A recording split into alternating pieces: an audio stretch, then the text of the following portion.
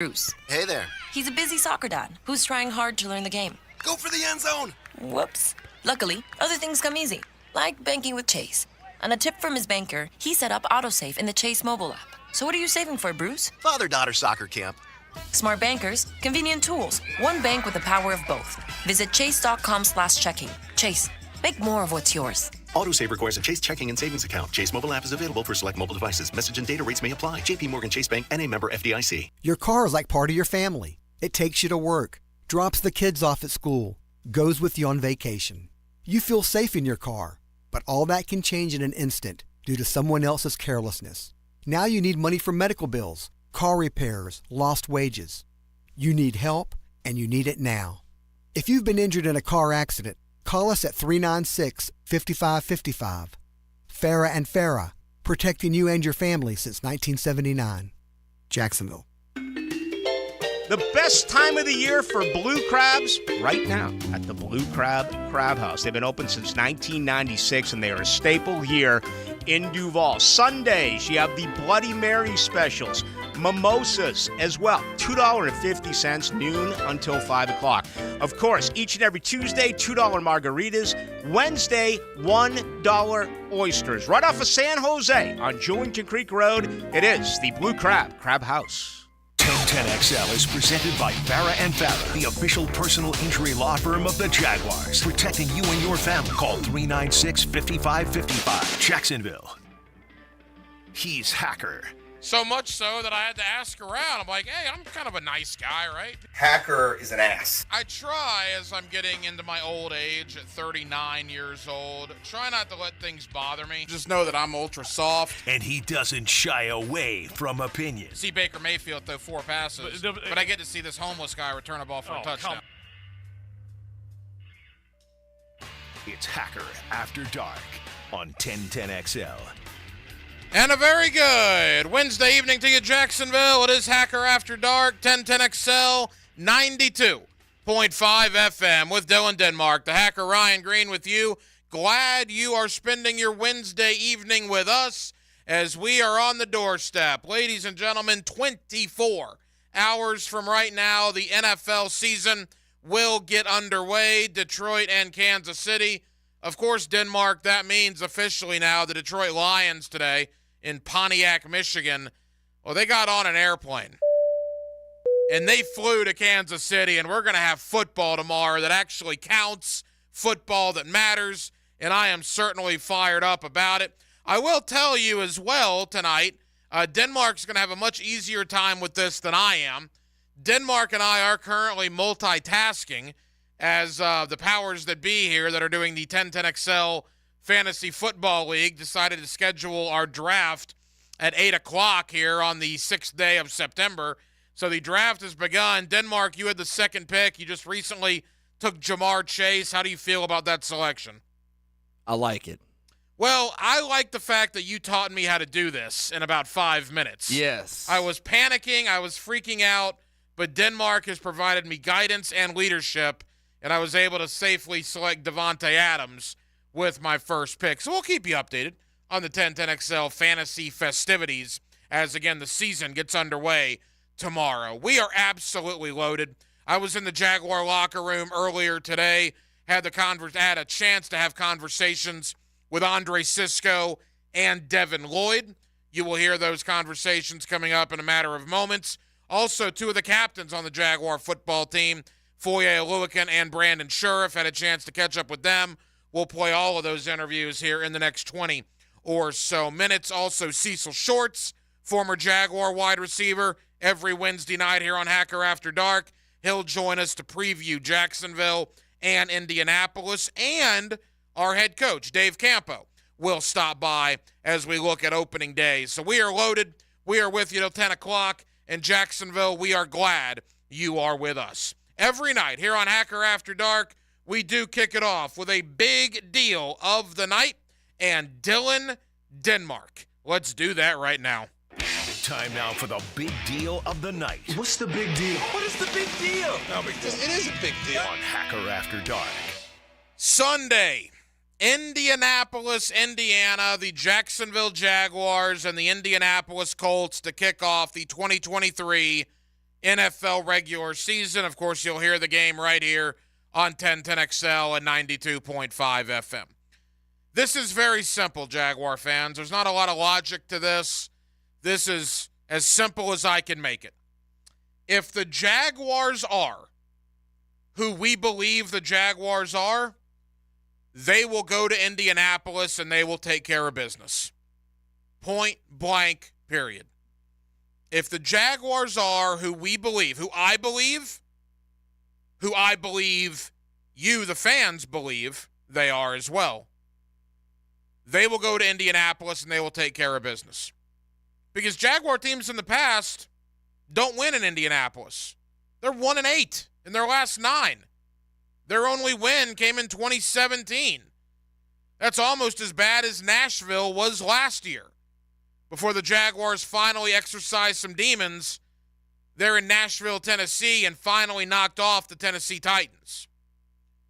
But this is simple. The Jaguars have the better quarterback. The Jaguars have the better skill position players. The Jaguars have the more experienced head coach. The Jaguars are the better football team. If they are who we believe they are, you go to Indianapolis and you win a football game for the first time up there in 6 years. Because why? Because Jaguar teams of the past would not go up there and win. But we believe this is a different Jaguar team. We believe that the organization, the aura surrounding the team is different. We'll go prove it on Sunday. Look, opening day in the NFL, on the road, in the division, that's tough. I understand Indianapolis is, quote, rebuilding, but you're on the road to begin the year with a division opponent that has beat you 5 straight times up there. That's not an easy game. But it should be an easier game if the Jaguars are as good as we have been led to believe, and quite frankly, as we, the media, have led you, the Jaguar fans, to believe over the last 6 months. Anthony Richardson making his debut, Shane Steichen making his debut. I got Gus Bradley, the Indianapolis Colts defensive coordinator, formal head coach of the Jaguars, obviously. I got Gus Bradley telling Colts media this week, this is a great learning experience for the defense to see where we're at. Learning experience? To see where we're at? Isn't that in the preseason you do that? You don't do that in regular season game number 1. And if you do, you got problems. Colts are young in the secondary. Very, very young in the secondary. You go to Indy, you take care of business. And that's what the Jaguars need to do. I had the opportunity earlier today to be down in the Jaguar locker room. I'm going to be in the Jaguar locker room a lot this year. That's going to be a big deal for me to be down there more than I have been in years. Really enjoyed having a chance to talk with a lot of guys, including Jaguar safety Andre Cisco. He's coming into his own. He's one of the better players on the defense. Earlier today, I was down in the locker room talking with Jaguar safety Andre Cisco about Indianapolis on Sunday, and here's that conversation on Hacker After Dark. In the Jaguar locker room Wednesday, getting ready for the Indianapolis Colts. Ryan the Hacker Green out here with Jaguar safety Andre Cisco. Andre, how are things going? Blessed, bro. I can't complain. Opening day on Sunday, man. I know if you're fired up, the fans are fired up. It's a great time of year. Yeah, absolutely. I mean, you obviously wait for this all year, and it came fast, honestly. But I'm happy it came at the time it did in terms of where we're at physically, mentally, and spiritually right now. You know, I've talked to a lot of your teammates this training camp. You guys, and you've been here a couple of years now, the city's excited. Fans are excited. I mean, it's ready to kick this thing off. Do you guys sense the excitement in the city for this football team? Yeah, I mean, you hear about it nonstop, but it's good to see it, you know, being in the community, bumping into people, and all they do is just say, go get the Super Bowl, go get the Super Bowl. So, I mean, that's obviously our plans, and so we're just taking it day by day right now. Division road game to kick off the year, certainly a big challenge. What are your thoughts on Indianapolis on Sunday? Division opponent, it means a lot. These wins are worth a little bit more than every other win. You know, it's worth like 2 times because of the implications towards the end of the year. So it's good to get started early and not have to play catch up. So trying to flip the script from what we did last year towards the beginning, and this is how we start here.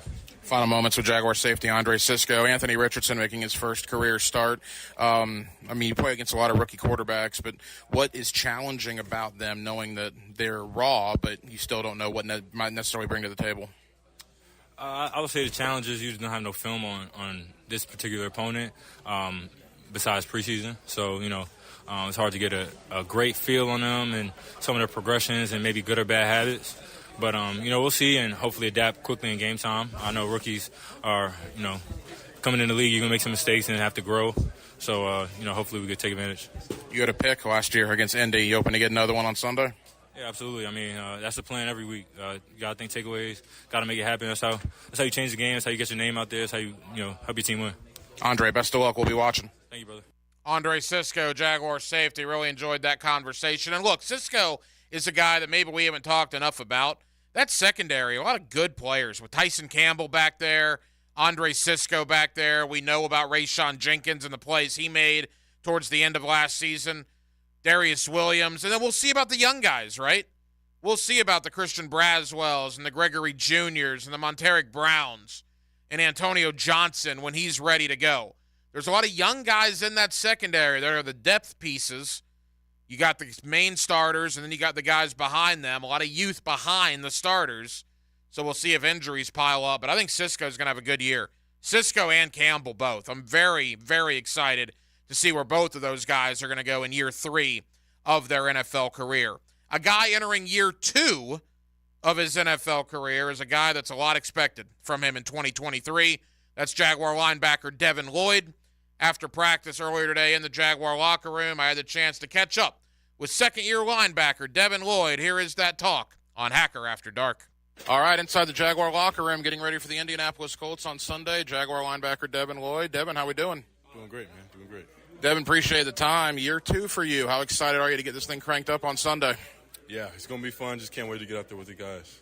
Division game on the road to begin the year, a place you guys lost last season. Big game, right out of the gate.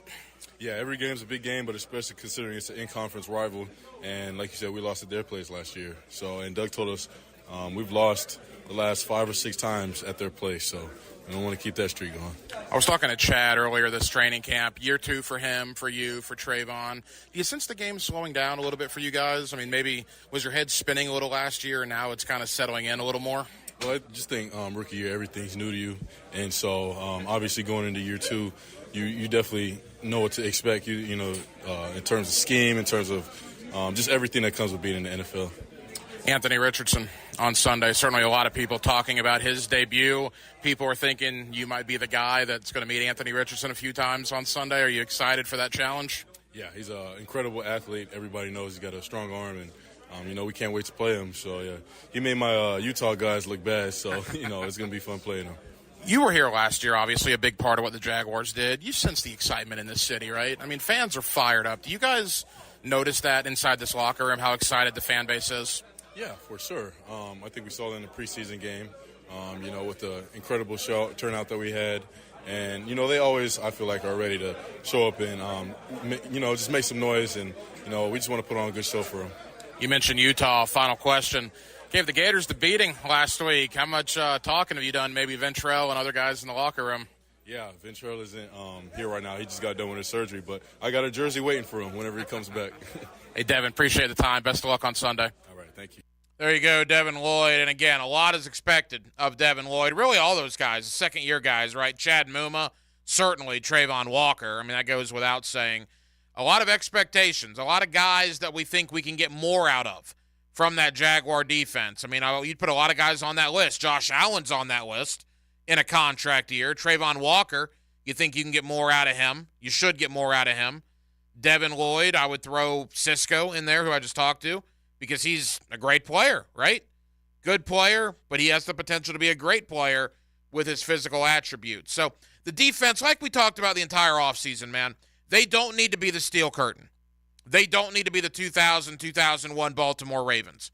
If this Jaguar defense is average, be an average defense, be 15, 16 in all the major defensive categories, the offense is going to outscore a lot of teams. But what the Jaguars can't do is be 30th in the league on third down percentage and, keep teams on the field for 6, 7, 8-minute drives and keep Lawrence on the sideline. You can't do that.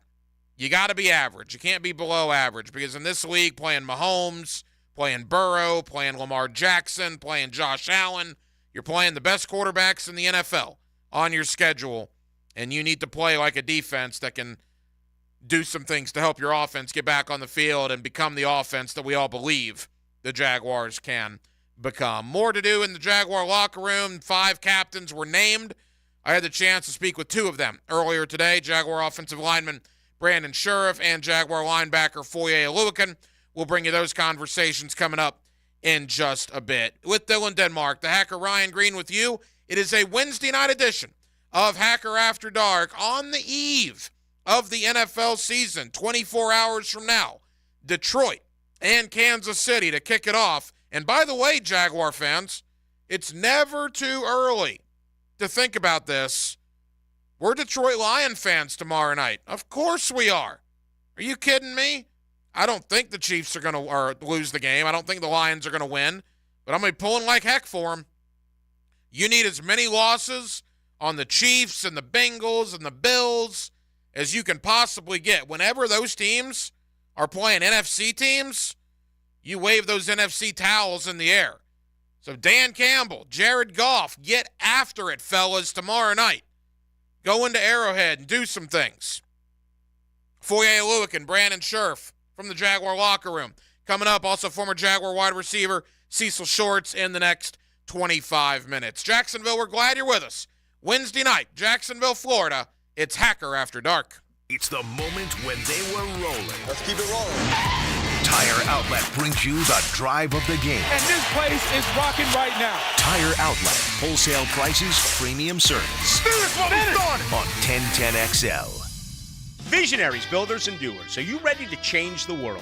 Miller Electric is your opportunity to shape the future. Miller Electric is leading the charge in electric vehicle technology with our state-of-the-art EV Innovation Design Center. We're working to create a sustainable future. We're also the proud partners of the Jacksonville Jaguars, powering their performance at the brand-new Miller Electric Center. Miller Electric, we provide competitive pay, unbeatable benefits. Apply today. MillerCareers.com. Miller Electric, an equal opportunity employer. Prosser here. Make sure you stop by Lifetime Enclosures this Friday while me and Dan are live on location. It's football season, which means specials on glass enclosures with flooring all weekend long. Enjoy the outdoors, indoors, open house runs Friday through Sunday. Come in today. Honey, are you using the hot water? No. The water's cold again. How can we fix it? Did you just quack like a duck? Yep. Duck Rooter, your plumbing pros in Northeast Florida. For water heater installation and service, including tankless water heaters, gas, or electric, call for a quote today. When you're stuck, call a duck. 904-862-6769. Wondering what you're going to do for dinner tonight? Southern Steer Butcher is a full-service butcher that offers take-and-bake side options that are oven-ready. Now open in Ortega. For tasty tips and juicy breasts, choose Southern Steer Butcher. Here's your 1010XL First Coast Community Calendar. The annual Knights of Columbus Hold'em for Life Poker Tournament is September 23rd at Blessed Trinity Parish Hall. All profits go to the Women's Help Center, supporting women in need, especially expectant mothers. To play or sponsor, call 868-8837. You can be part of a fishing tournament with a real local impact. The Triple Challenge Fishing Tournament, Party, and Silent Auction benefits young life in the beaches community. Learn more at JacksonvilleBeachesYoungLife.org. To learn more about the Jericho School Golf Tournament and Silent Auction at Blue Sky Golf Club October 21st, visit thejerichoschool.org. Make a difference on the golf course, playing one of the best tournaments and help make Jacksonville a safer place to live and raise our families. The First Coast Crime Stoppers Golf Tournament is October 23rd at Amelia River Club. Call 398-5883. If you're involved in a community event and you'd like us to help spread the word, find out how at 1010XL.com. This State in Sports History is brought to you by Southeast Orthopedic Specialists. On September 6, 2018, World Surf League announces from 2019 there would be equal prize money for men and women across elite tour events.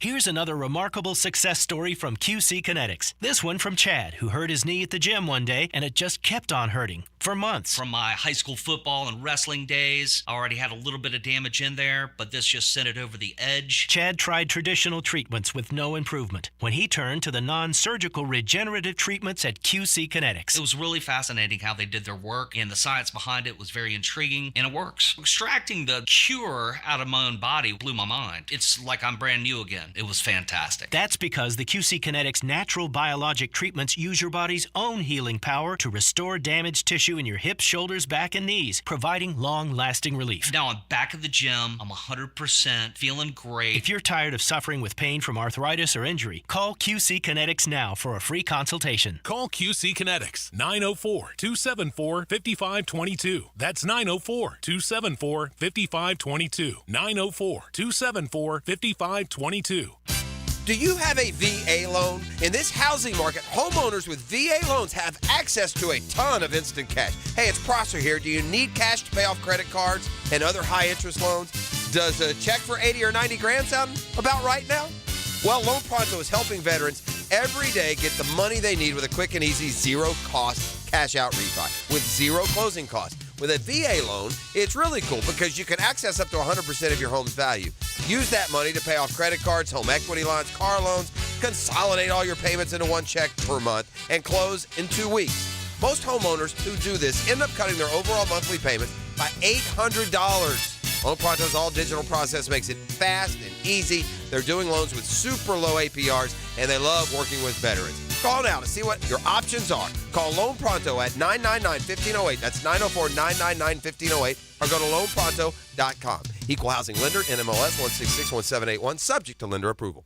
Hi, this is Dave Barker. Multi-unit hair grafting is now available at IHRS and can give you 3 times more hair in one procedure over a traditional hair transplant.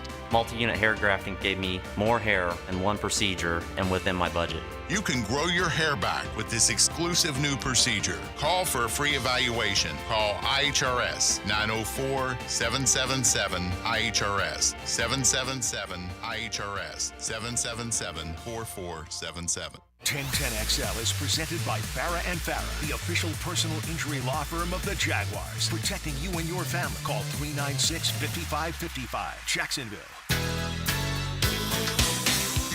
Hacker After Dark on 1010XL. Wednesday night, Hacker After Dark, 1010XL, 92.5 FM. Jaguars and the Colts coming up on Sunday. You know, it's interesting when you look at the rest of the games in the division. Houston has to go to Baltimore. That is probably not going to work out well for C.J. Stroud and that young Texan football team. It's hard enough to play the Ravens anyway, not to mention your first ever game in the NFL. And, oh, by the way, you have to go to Baltimore on opening day. So I certainly don't like the Texans' chances. And then I don't know what to make of the Titans and the Saints. In the Superdome in New Orleans, you would think that would be a tough place to play. I don't know why, but I just got a feeling that I'm going back and forth, man. That's one of the games, the toss-up games for me, is Tennessee at New Orleans. I'll certainly be pulling like heck for New Orleans, no question about it. But I could see that game going either way. Remember, Alvin Kamara suspended for that game. He will not be in uniform when the Titans head out to the Bayou on Sunday. One of the guys that will be in uniform for the Jacksonville Jaguars was just named a captain for this Jaguar football team. In fact, I believe it's the 5th time in his career he's been named captain, or one of the captains of an NFL football team. That's offensive lineman Brandon Sheriff, who's going into year 2 here in Jacksonville, clearly the leader of that offensive line, the most veteran force on that offensive line. I had the opportunity in the Jaguar locker room earlier today to ask Brandon Sheriff what it means to him to be a captain of the Jacksonville Jaguars. Jaguar locker room getting ready for Indianapolis. Ryan the Hacker Green down here with one of the newly elected Jaguar team captains, Jaguar offensive lineman Brandon Sheriff. Brandon, how we doing? I'm doing good. How are you? Brandon, we're good, man. Thank you for the time. I believe year 5 for you as being a captain in your NFL career. What does that mean to you? That was one of my goals I set for myself every year. Just try to lead by example and do the things right. And I'm just privileged that they elected me as captain. So it's a huge honor, and I just got to continue to lead and do the best that I can for anybody. Clearly a leader on this team, a veteran on this team, opening day. You still get fired up now like you did maybe 5-10 years ago for opening day? Oh, yeah. It's still a dream come true for me to play football. Everyone in here is lucky to be able to call this a job, and I'm excited as always. Brandon, final question. You on the offensive line this Sunday, Anton Harrison makes his first career start. Yep. Luke Fortner into year 2. You're certainly the stabilizing presence in the middle. You feel this offensive line is ready for Sunday? Absolutely. I think Phil and Todd have done a great job with us, and you can't forget Nick, I guess, have done a great job. We have a couple more days to get ready and prepare, and they're going to bring our best, and we're going to bring ours. They're going to bring theirs, and we're going to bring our best too. So it's going to be a fun game. Brandon Sheriff, fans are excited, man. You guys sense that, right? You get the energy in the city. You know how excited the fan base is, I'm assuming. Oh, yeah. You see Jags fans, Jag flags everywhere, so it's fun. It's fun to see that, and they deserve it. Brandon, best of luck on Sunday. Appreciate it. Thank you. There you go, Brandon Sheriff. And, yeah, the offensive line obviously is a big deal, man. Trevor Lawrence, Calvin Ridley, Christian Kirk, Zay Jones, Evan Ingram, Travis Etienne. We know all the skill position guys, but it comes down to the big men up front. You got to give the skill position guys time, right? Offensive line's got to give them time to get into their routes, to give Trevor Lawrence time to look down the field, to open up holes for Travis Etienne. The Jaguar offense will only be as good as Walker Little and Ben Barch and Luke Fortner and Brandon Sheriff and Anton Harrison. And when you consider Indianapolis, clearly the strength of their defense is their front four, right? With Grover Stewart and Kwity Paye and DeForest Buckner. That's going to be a big battle. Talking to Indianapolis people this week, they're very much aware they got to get to Trevor Lawrence. If they want a chance to win this game, they got to get to Trevor because that is a young secondary, and if they don't get to Trevor, that secondary is going to be dead against this Jaguar offense. So they are going to put the pressure on that Jaguar O-line, no question about it. Final player I had the chance to talk to in the locker room today is Foye Oluokun, a team captain voted on by the Jaguars, led the NFL in tackles for the second straight year. He's just a good player. He's a team leader, very deserving of that C on his chest. And Foye Oluokun joined me earlier today down in the Jaguar locker room. All right, Jaguar locker room getting ready for the Indianapolis Colts on Sunday. One of the Jaguar captains here with us, Foye Oluokun. Foye, how you doing? I'm doing well. How about yourself? Foye, we're good, man. Thank you for the time. Team captain. What did that mean to you? It's definitely an honor just to be able to, be elected by my teammates as somebody who they want to lead the team and stuff. But, I always say it's a collaborative effort. Just because there's 5 captains don't mean there's not other leaders on the team. Kind of take it that way. Obviously, I bring leadership skills to the table that somebody who wasn't captain, they might bring a different little set of leadership skills. So everybody's it's a group effort, but just being elected as one of the top leaders on the team definitely means a lot to me.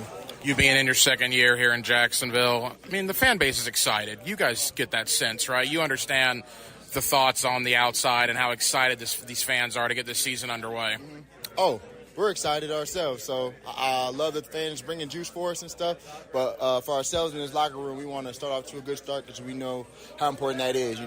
Obviously we struggled a little bit early last year, found our groove. We want to start off on that same groove that we left out. Division road game to kick off the year. It's a big game on Sunday. Yes, it is. Anthony Richardson, what's your thoughts? Obviously a very talented kid. First round high draft pick. Got all the intangibles, can run, can throw. So obviously being his first game, NFL game, make it tough for him. But I know he brings a lot of good tools to the table. We're going to have to combat that with what we bring. You going against this offense every day. How much better are the defense and the offense making each other after this training camp, the preseason? Iron sharpens iron. It looks like you guys have both made each other better out there. Yeah, that's good because, we know they're a very talented group over there on the offensive side. If we can hold our own against them, we know we can compete with anybody in the league. Just going out there and executing every day, but we know that we have the talent in our room to do it. Hey, Foye, best of luck, man. We'll be watching. Thank you. I appreciate it.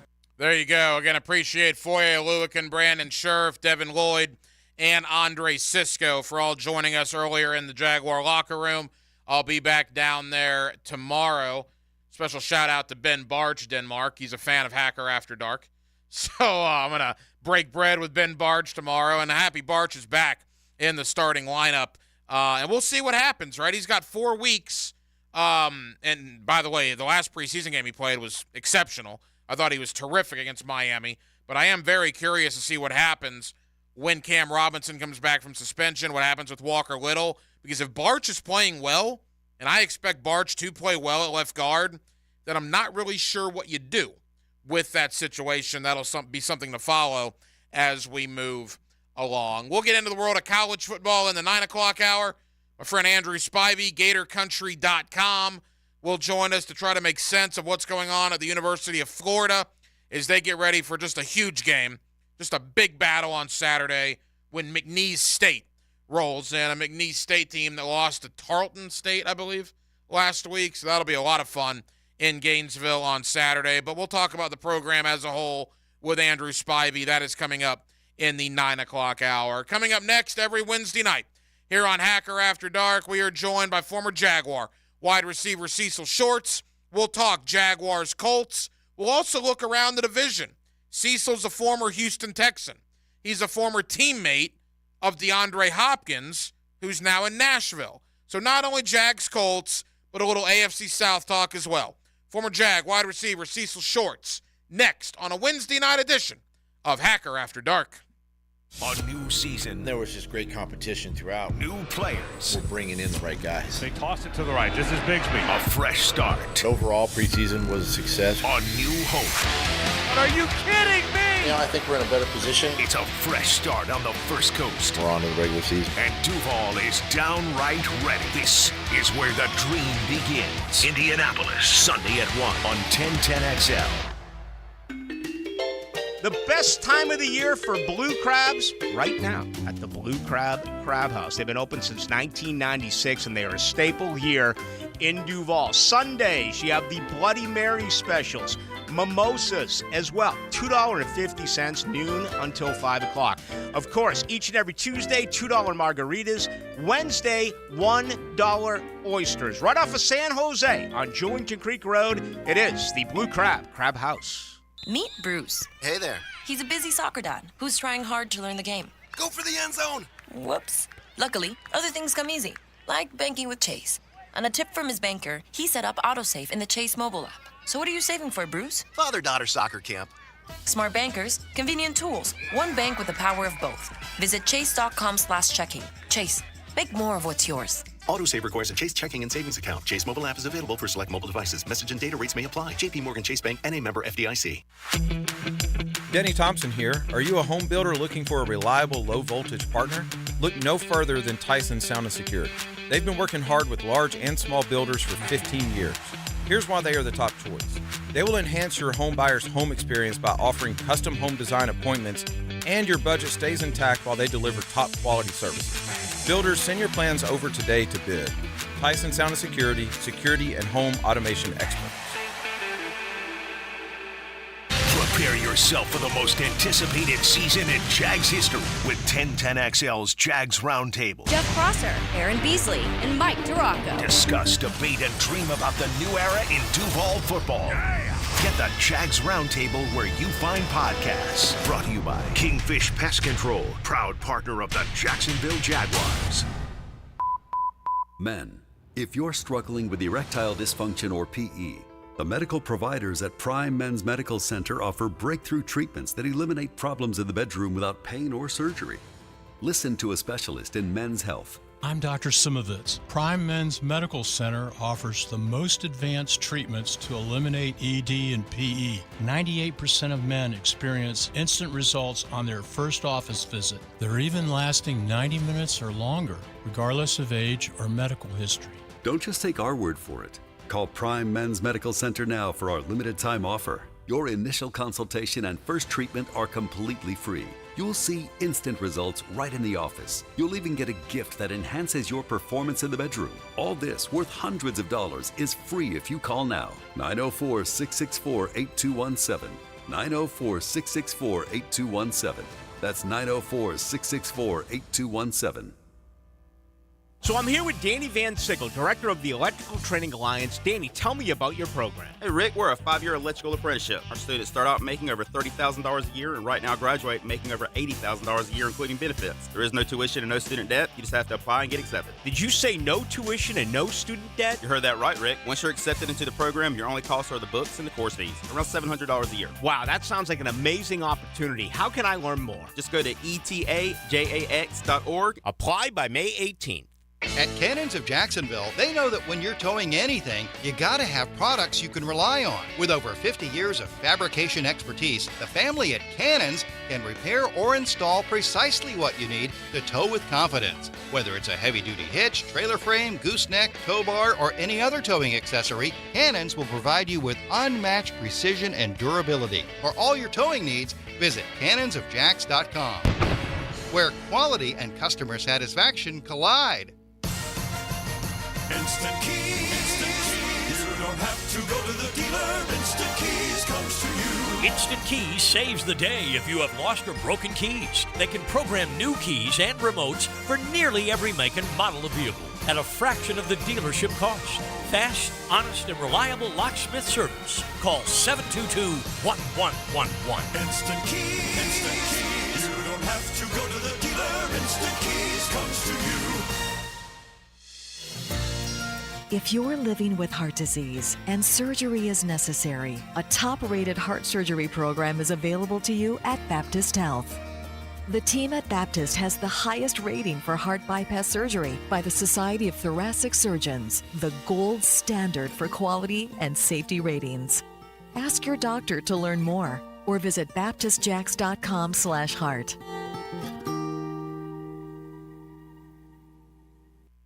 This is Hayes Carline for Kingfish Pest Control, a local family-owned business that's been chosen as the exclusive pest control provider for the brand new state-of-the-art Miller Electric Performance Center.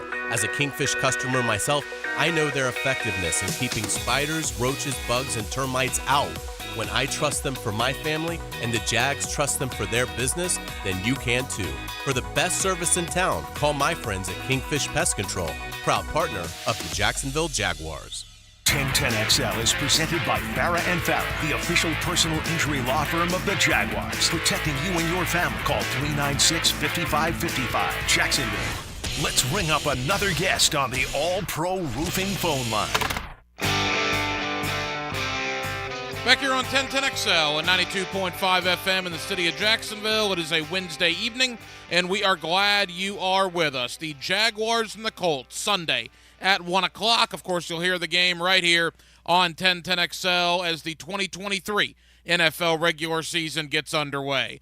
Let's talk to a man that knows all about opening day in the National Football League. He spent over 7 seasons in the NFL, including 4 right here in Jacksonville. You get him every Wednesday with us here on Hacker After Dark. That's my friend, former Jaguar wide receiver, Cecil Shorts. Cecil, how you doing, man? I'm outstanding. It is week 1. I cannot wait to watch the Jags and all the football. Labor Day weekend just kicks everything off, right? Great college games, and then now we get into the nitty-gritty with the NFL starting this week. So I'm pumped, man. I'm pumped. Well, not only are we going to do a Jaguar preview, we got to do a Mount Union preview, right, every week as well with Cecil Shorts. So we'll get your thoughts on Mount Union coming up here in a little bit. All right, so opening day in the National Football League. Cecil, you were a part of many of these days. You go through OTAs and training camp and the preseason and off-season conditioning, and now finally week 1 of the regular season. What's it like for a player? It's exciting. It's like a holiday, honestly. You look forward to it. You mentioned it. You work through OTAs. You work through preseason. You work through training camp. And then when you're officially on the 53 and you make the team and you're part of the team, you know the goals, you know the mindset, you know the culture. Now it's like, all right, it's really go time. So it feels like the anticipation is crazy. Like coming up to it, it's just like it feels like a real holiday, like Christmas or Thanksgiving. You just can't wait to get it going. And then when it's finally here, it's real. I'll never forget my first ever regular season game back in 2011. I cried. I'm like, I'm here. The atmosphere was crazy. You got the planes flying over the stadium, the national anthem. It's intense, man. It's intense. So it's definitely a fun time of year, and I know the guys are fired up right now. A lot of expectations, Cecil, on the Jaguars coming in to this season. And look, I know players say they don't read press clippings and they don't listen to us on the radio. They're human beings, right? They know what's being said outside that stadium. I mean, what do you think it's like for Josh Allen's a prime example. His entire tenure here in Jacksonville, the Jaguars have had no expectations. No one has been talking about them outside of Duval County, and now all of a sudden everybody is talking about them. Does that change who they are as players and as a team, in your opinion? I don't think it changed who you are. I think the level of success they had last year, and then have a veteran coach, right? He's going to continue to press like, hey, do what got you here. You know what I mean? Don't change because the expectations are higher, right? The standard is still the standard. Something Mike Tomlin says all the time. The standard is still the standard. So our job is to get done each and every week, each and every play. That doesn't change, right? But what changes is all the stuff around you, all the exterior around you. Now it's expectations. Now ESPN's at your door every 2 minutes. Now your name's being plopped up on the screen. Now it's a lot more attention from media, from social media, from everybody, right? That comes with being a successful team. So Doug Peterson has that history. I think it's not talked about enough. He has that history of being able to win the Super Bowl and handle Philadelphia, out of all places, Philadelphia, right? Being able to handle that and the expectations from a team. He's going to be the leader and really get these guys going, because some guys are going to try to rise to the occasion a little too much, right? All you got to do is be yourself. You don't got to overextend. You don't got to be a try-hard. Continue to be yourself and do your job. If you do your job well, the team will have success. So I think from a player standpoint, that's the mindset you got to have. And when you have a veteran leader, when it comes to Doug Peterson, I think that's a huge, huge advantage, honestly. Former Jacksonville Jaguar wide receiver Cecil Shorts here with us on 1010XL in Jacksonville. The Jaguars and the Colts Sunday at 1 o'clock to kick off the regular season. Cecil, they're starting on the road in Indianapolis, a place that this organization has only won one time in 9 years, going back to your tenure here in Jacksonville. The Jaguars are 1-8 in their last 9 trips to Indianapolis. For this team, that doesn't mean anything. It is certainly a talking point, and for veterans on this team like Josh Allen, guys of that sort, Tyler Shatley, guys that have been up there and experienced a lot of losses. I mean, they exercised demons in Nashville last year. They need to do that in Indy too, right? You got to win these division games on the road, and the Jaguars haven't won up there in a long time. Winning on the road is tough, especially in the division. Those are your hardest games usually all year long, or your away games in the division. And like you said, going 1-8 or 1-9 or whatever it is, those guys, those vets, they know. Those coaches, they know. And they're going to talk about that from on Tuesday or Wednesday when everybody come in today and the game plan's being put in. I'm sure on Monday they were talking about that. That's going to be the talk. Hey, we haven't beat this team on the road but one time a decade ago. Like, we have to, if we're going to live up to these expectations, if we're going to be the team we want to be, if we really want to chase this ring, if we want to get to the Super Bowl, it starts this Sunday. Like, this is when it starts. So they know in the back of their mind we haven't beat this team. They know what's at stake when it comes to a division opponent. When you start off with a division game, you know that's a must-win, period. No ifs, ands, or buts about it. You got to go out there and get that win, and you're a leg up not only in your overall record, but in the division. That's a big deal when you can run on the road in the division, especially an opponent like Indianapolis. Now, Indianapolis has a history of kicking our butt a little bit. Let's just call a spade, right? So they got a history of kicking our butt a little bit. Now it's our turn. If you're Jacksonville, if you're that defensive line, if you're that defense, you got a rookie quarterback, you should be having spit coming out your mouth. You should be you should be so excited to go after this guy, to make this guy feel what you've been feeling for a long time. Make this guy feel the frustration. I'm reading an article and it says the rookie quarterback spent like 8 hours in the facility on Tuesday, despite having the day off. Who cares? Like, let's go out there and make this guy feel the pain. You're a rookie, and we're going to make you feel like a rookie. That's your mindset as a defense, right? And then going into his offense is, hey, we're going to put up points. There's too many weapons. Trevor Lawrence is being Trevor Lawrence. He's living up to the expectations. If we go out there and be ourselves, we should put out 30 points, 28 points. We should put out good numbers to help our defense win this game. To that point, Cecil, look, I'm not going to break down the Colts secondary, but the one thing we do know, Stephon Gilmore's gone. It's a young secondary. They like their guys, but they're young. And the Jaguars are going to come in there with Ridley and Kirk and Zay Jones and Ingram and Etienne and obviously Trevor. I mean, on paper, they're going to have a field day. The question is, the Colts have a pretty good front four. And can that Jaguar offensive line give Trevor the time he needs? Because when you got DeForest Buckner and Kwity Paye and guys of that sort, the Colts' game plan's got to be to affect Trevor. Absolutely. You got to get pressure on the quarterback, right? But I think how Doug is going to counter that is with quick game. It's with a good running game, right? You establish that run, that slows down that pass rush. That slows down that possible blitz off the backside, right? And when you have a quick game, so when you see that blitz, when Trevor sees that blitz, it's going to be on him to make sure, okay, I see a stack on the right side with a safety and a nickel. That stack's probably going to mean that safety is coming, that nickel's going to pop back and be in coverage. I got to be able to hit my quick game. I got to be able to hit my hots, right? So understanding where the pressure is coming from and being able to counter it, it's going to be huge. Because that's, to me, that's the, I wouldn't say advantage Indianapolis has, but that's their strong suit, right? That defensive line. So if they can hold that defensive line some type of way, give Trevor a little bit of time, and be able to run the football, I don't see no issues on the game on offense on Sunday. Now, if you get pressure on Trevor, it will have a difficult fight. We'll have to fight and be an uphill battle. But if you can hold that line, if you can cut these guys, if you can be physical, if you can get chips on the end, and then if Trevor does a good job reading that defense as far as where's the blitz coming, I think it'll be a high-scoring game. I honestly do. This offense, and then maybe I'm too optimistic, right? But this offense, to me, is going to be one of the better offenses in the league this year, no doubt. You get former Jaguar wide receiver Cecil Shorts every Wednesday right here with us on Hacker After Dark. Cecil, Calvin Ridley has looked phenomenal in the preseason, looked phenomenal in training camp. Although Sunday will be his first NFL game that matters, that counts, if you will, in 23 months. You think anything changes, or will Ridley look the part like he has the last 3 or 4 months? I think he'll look the part. I think for him it's going to be like riding a bike. I honestly do. Just watching him.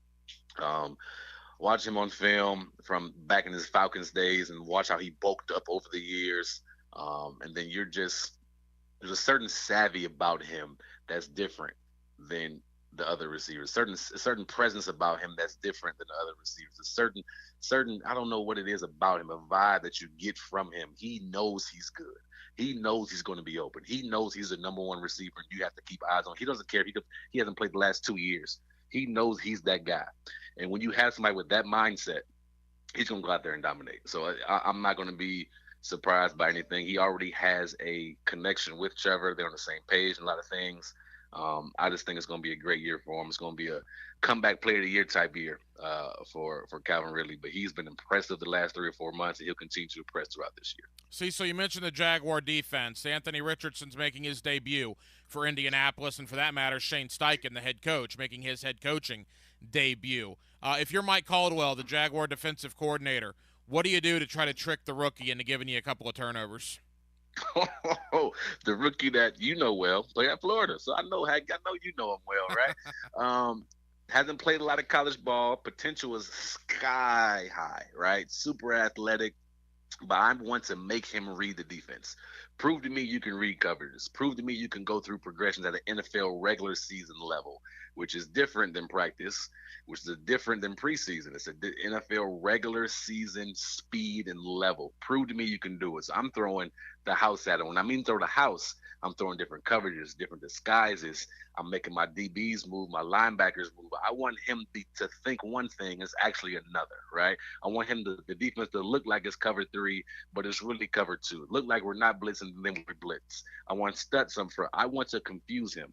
He's a rookie, first ever game. I want him to see everything we got just to confuse him. So now he has no idea what we're going to do, when we're going to do it. And I think one of the biggest things, though, when it comes to an athletic guy like Anthony, you want to keep him in the pocket. So when you do blitz, you got to make sure that other guys are staying in their lane, keeping gap integrity, because we don't want to get him outside the pocket certain ways or him kind of creeping through, because he is extremely athletic and can hurt us with his legs. So I think you got to be strategic there. But I want him to really stay in that pocket, and you pick us apart. If you pick us apart, kudos to you. You're going to be on your way. But I'm banking on him getting confused with tons of different looks and blitzes, and I think that's the key to success for Anthony Richardson. A couple of more for former Jaguar wide receiver Cecil Short. Cecil, final Jaguar topic. Do you like him on Sunday? It's hard to win on the road, opening day. Odd things seem to happen at least once or twice a year on opening day in the NFL. Look no further than 2020. The Jaguars won 1 game. They lost 15. Their 1 win, opening day, against Phillip Rivers in Indianapolis. Do the Jaguars have any problems on Sunday, in your opinion?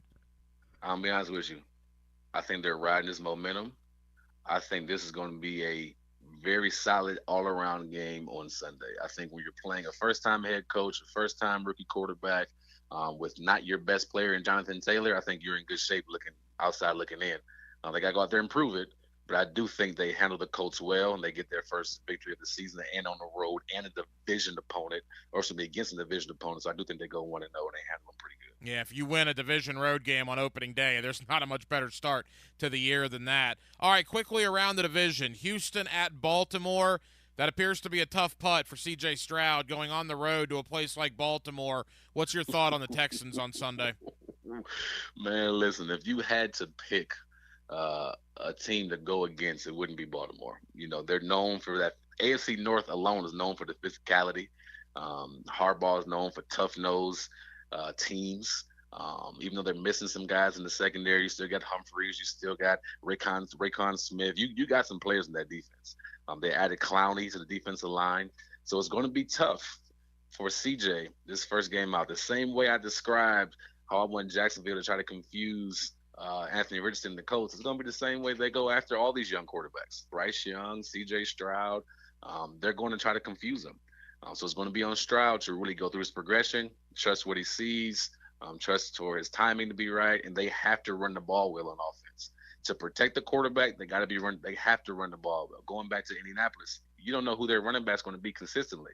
The head coach for the Colts said they're going to go with a hot hand. They got 3 guys, so that's not helping your quarterback so much. So if you're the Texans, you want to give Dameon Pierce the opportunity, probably between 20 and 25 touches, to really establish that ground game and make it easier for your rookie quarterback. On the defensive side, man, Lamar Jackson, he looks hungry, and I hear all around media that he's kind of the sleeper pick for MVP, coming off an injury season last year, and the weapons you had, Zay Flowers and J.K. Dobbins coming back healthy, so Odell Beckham as well. So it's going to be a tough opponent, honestly, for the Texans. And I think the Texans fans have to remember it's still a rebuild. There's so much excitement, right? You'll see some spurts here from CJ, and you'll see some spurts from other rookies, but it's still a process you have to go through. So just be patient. But I think that was going to be a tough one for the Texans. Cecil, leave us with this: the Tennessee-New Orleans game. Man, I could see going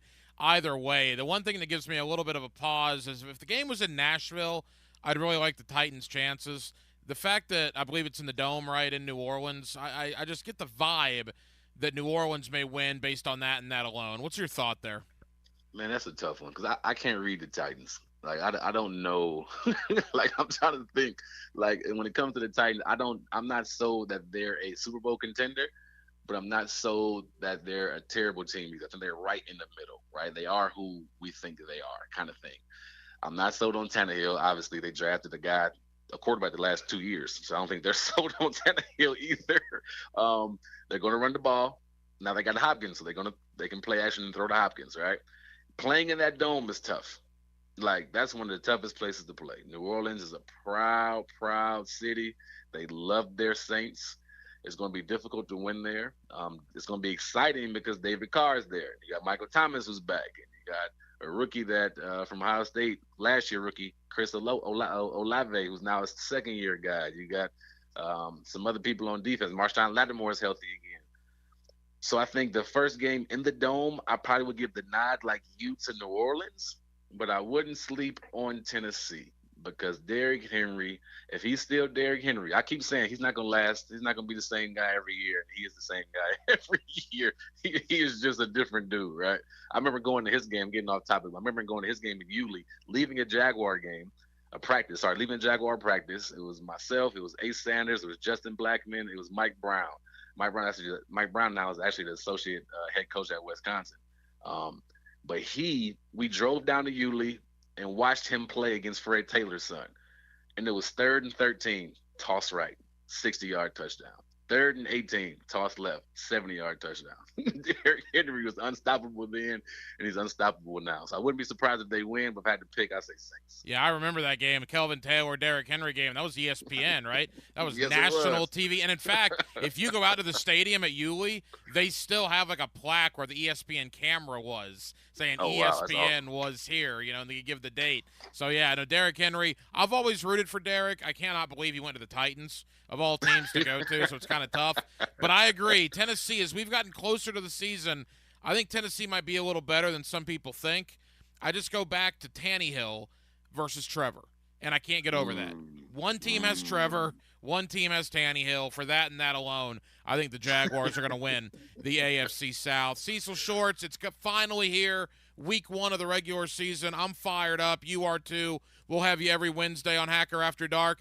Quickly, Cecil, for Jaguar fans that want to interact with you on social media, what's the best way to do that come game day on Sunday? Oh, absolutely, man. C Shorts III on Twitter. C Shorts III on Twitter, and then my full name, Cecil Shorts III on Instagram. Those two I'll be on Sundays, commenting, talking about the game. Probably have some fun stuff up after the game once the All 22 comes up. So be looking forward to it. He's our guy on Hacker After Dark. You get him every Wednesday right here. Former Jaguar wide receiver Cecil Shorts. Cecil, next week, hopefully we're recapping a win, and Kansas City comes to Jacksonville for the home opener. Good grief, what an atmosphere that should be. We'll talk about it next week, my friend. Thank you. Hey, thanks for having me. Can't wait. Start your week with analysis and a plate full of opinions about the weekend's games. It's delicious. Sink your teeth into Dandy Foods Post-Game Monday on 1010XL. Dandy Foods, makers of quality fresh sandwiches and home of the good stuff. Attention car buyers, are you noticing markups on vehicles on dealer lots? Well, come to Key Buick GMC, where we never have markups on our vehicles. Ask for Derek or Brian, where we have fair value pricing, no additional markups, as well as the only Buick GMC dealer with a lifetime powertrain warranty on all new Buicks and GMCs. That's only at Key Buick GMC. We are professional grade across from Tinseltown on the corner of Southside and Gate, or go to our website, KeyBuickGMC.com. Here's your 1010XL First Coast Community Calendar. The annual Knights of Columbus Hold'em for Life poker tournament is September 23rd at Blessed Trinity Parish Hall. All profits go to the Women's Help Center, supporting women in need, especially expectant mothers. To play or sponsor, call 868-8837. You can be part of a fishing tournament with a real local impact. The Triple Challenge Fishing Tournament, Party, and Silent Auction benefits Young Life in the Beaches community. Learn more at JacksonvilleBeachesYoungLife.org. To learn more about the Jericho School Golf Tournament and Silent Auction at Blue Sky Golf Club October 21st, visit thejerichoschool.org. Make a difference on the golf course, playing one of the best tournaments, and help make Jacksonville a safer place to live and raise our families. The First Coast Crime Stoppers Golf Tournament is October 23rd at Amelia River Club. Call 398-5883. If you're involved in a community event and you'd like us to help spread the word, find out how at 1010XL.com. Are you drowning in credit card debt? Want to get cash out of your home's equity? Loan Pronto can now do it in less than a week. Hey, it's Prosser here, and that's right. Loan Pronto's Equity Express line of credit just got even faster. You can get $50,000, $100,000, or even $200,000 in as little as 5 days. And you don't even have to touch your primary mortgage, so you can keep that 3% rate intact. Just get the money you need and pay off all those credit cards, or get that home improvement project started. With this revolutionary program, you can access up to 90% of your home's value, and in most cases, there's no appraisal. Stop paying insane interest rates to the credit card companies and get tens or even hundreds of thousands in cash in as little as 5 days. Call Loan Pronto now for the even faster Equity Express line. 904-999-1508. LoanPronto.com or 904-999-1508. That's 904-999-1508. Equal housing lender, NMLS 1661781, subject to lender approval. WJXL FM, Jacksonville Beach. Electricians, innovators, and tech enthusiasts, listen up. Miller Electric is shaping the future, and we want you to be a part of it. From healthcare and data centers, corporate offices, aviation, and industrial facilities, Miller Electric is powering the most exciting projects in Jacksonville and beyond. We offer not just a job, but a thrilling career with great pay and incredible benefits. Visit us at millercareers.com to apply. Miller Electric, where your skills meet our vision, and equal opportunity employer. Is joint pain, soreness, and achiness getting in the way of your best life? Football legend Emmitt Smith refuses to back down to pain. That's why he's a huge advocate for QC Kinetics and their natural approach to getting you relief. Look, we get one trip around. so I wouldn't ever let pain stop me from hanging out with my race team, traveling with my family, or golfing with my friends. Emmett's got it right. And QC Kinetics uses regenerative medicine to relieve that never-ending pain in your knees, hips, shoulders, and back. And the best news, there's nothing foreign being introduced into your body. Just your own body's natural healing properties. No surgery or no downtime. If pain's holding you back, maybe it's tennis, pickleball, running, hiking, or spending time with special people in your life, what are you waiting for? This is precious time. Get out there and get over to QC Kinetics. Call QC Kinetics, 904-274-5522. That's 904-274-5522. 904-274-5522. Hey everybody, Mike Dempsey here. So you've heard me make a couple of mentions of possibly starting the Awaken 180 weight loss program. Well, I did it. I spoke with an Awaken 180 coach, and after one conversation, I was in. Not because I was sold, it was because Awaken 180 made sense to me. I'm eating to lose weight. No limiting calories, no taking medications, and no exercise necessary. The results? I've been with Awaken 180 at-home program for 1 week, and I've already lost 9.6 pounds. That's right, 9.6 pounds in a single week. Will I lose that every week? No. But I'll be losing between 4 and 5 pounds every week with Awaken 180. And the kicker, this time the weight is going to stay off because Awaken 180 offers free support for life. How often do you hear free for life anywhere? If you have weight to lose, do what I'm doing and contact the solution for weight loss, Awaken 180 Weight Loss. 844-346-1800. That's 844-346-1800. Or go online to awaken180weightloss.com. 1010XL is presented by Farah and Farah, the official personal injury law firm of the Jaguars. Protecting you and your family. Call 396-5555. Jacksonville. This is Hacker After Dark on 1010XL. 1 hour down, 1 hour to go with you till 10 o'clock here on a Wednesday edition of Hacker After Dark. Coming up in about 15 minutes. Normally on Monday nights, but because of Labor Day this week, we're going to have a little Wednesday night coaching with Campo. My man Dave Campo, he's our head coach here on Hacker After Dark. We'll talk Jags, Colts, and look around the NFL with Dave Campo coming up in less than 15 minutes.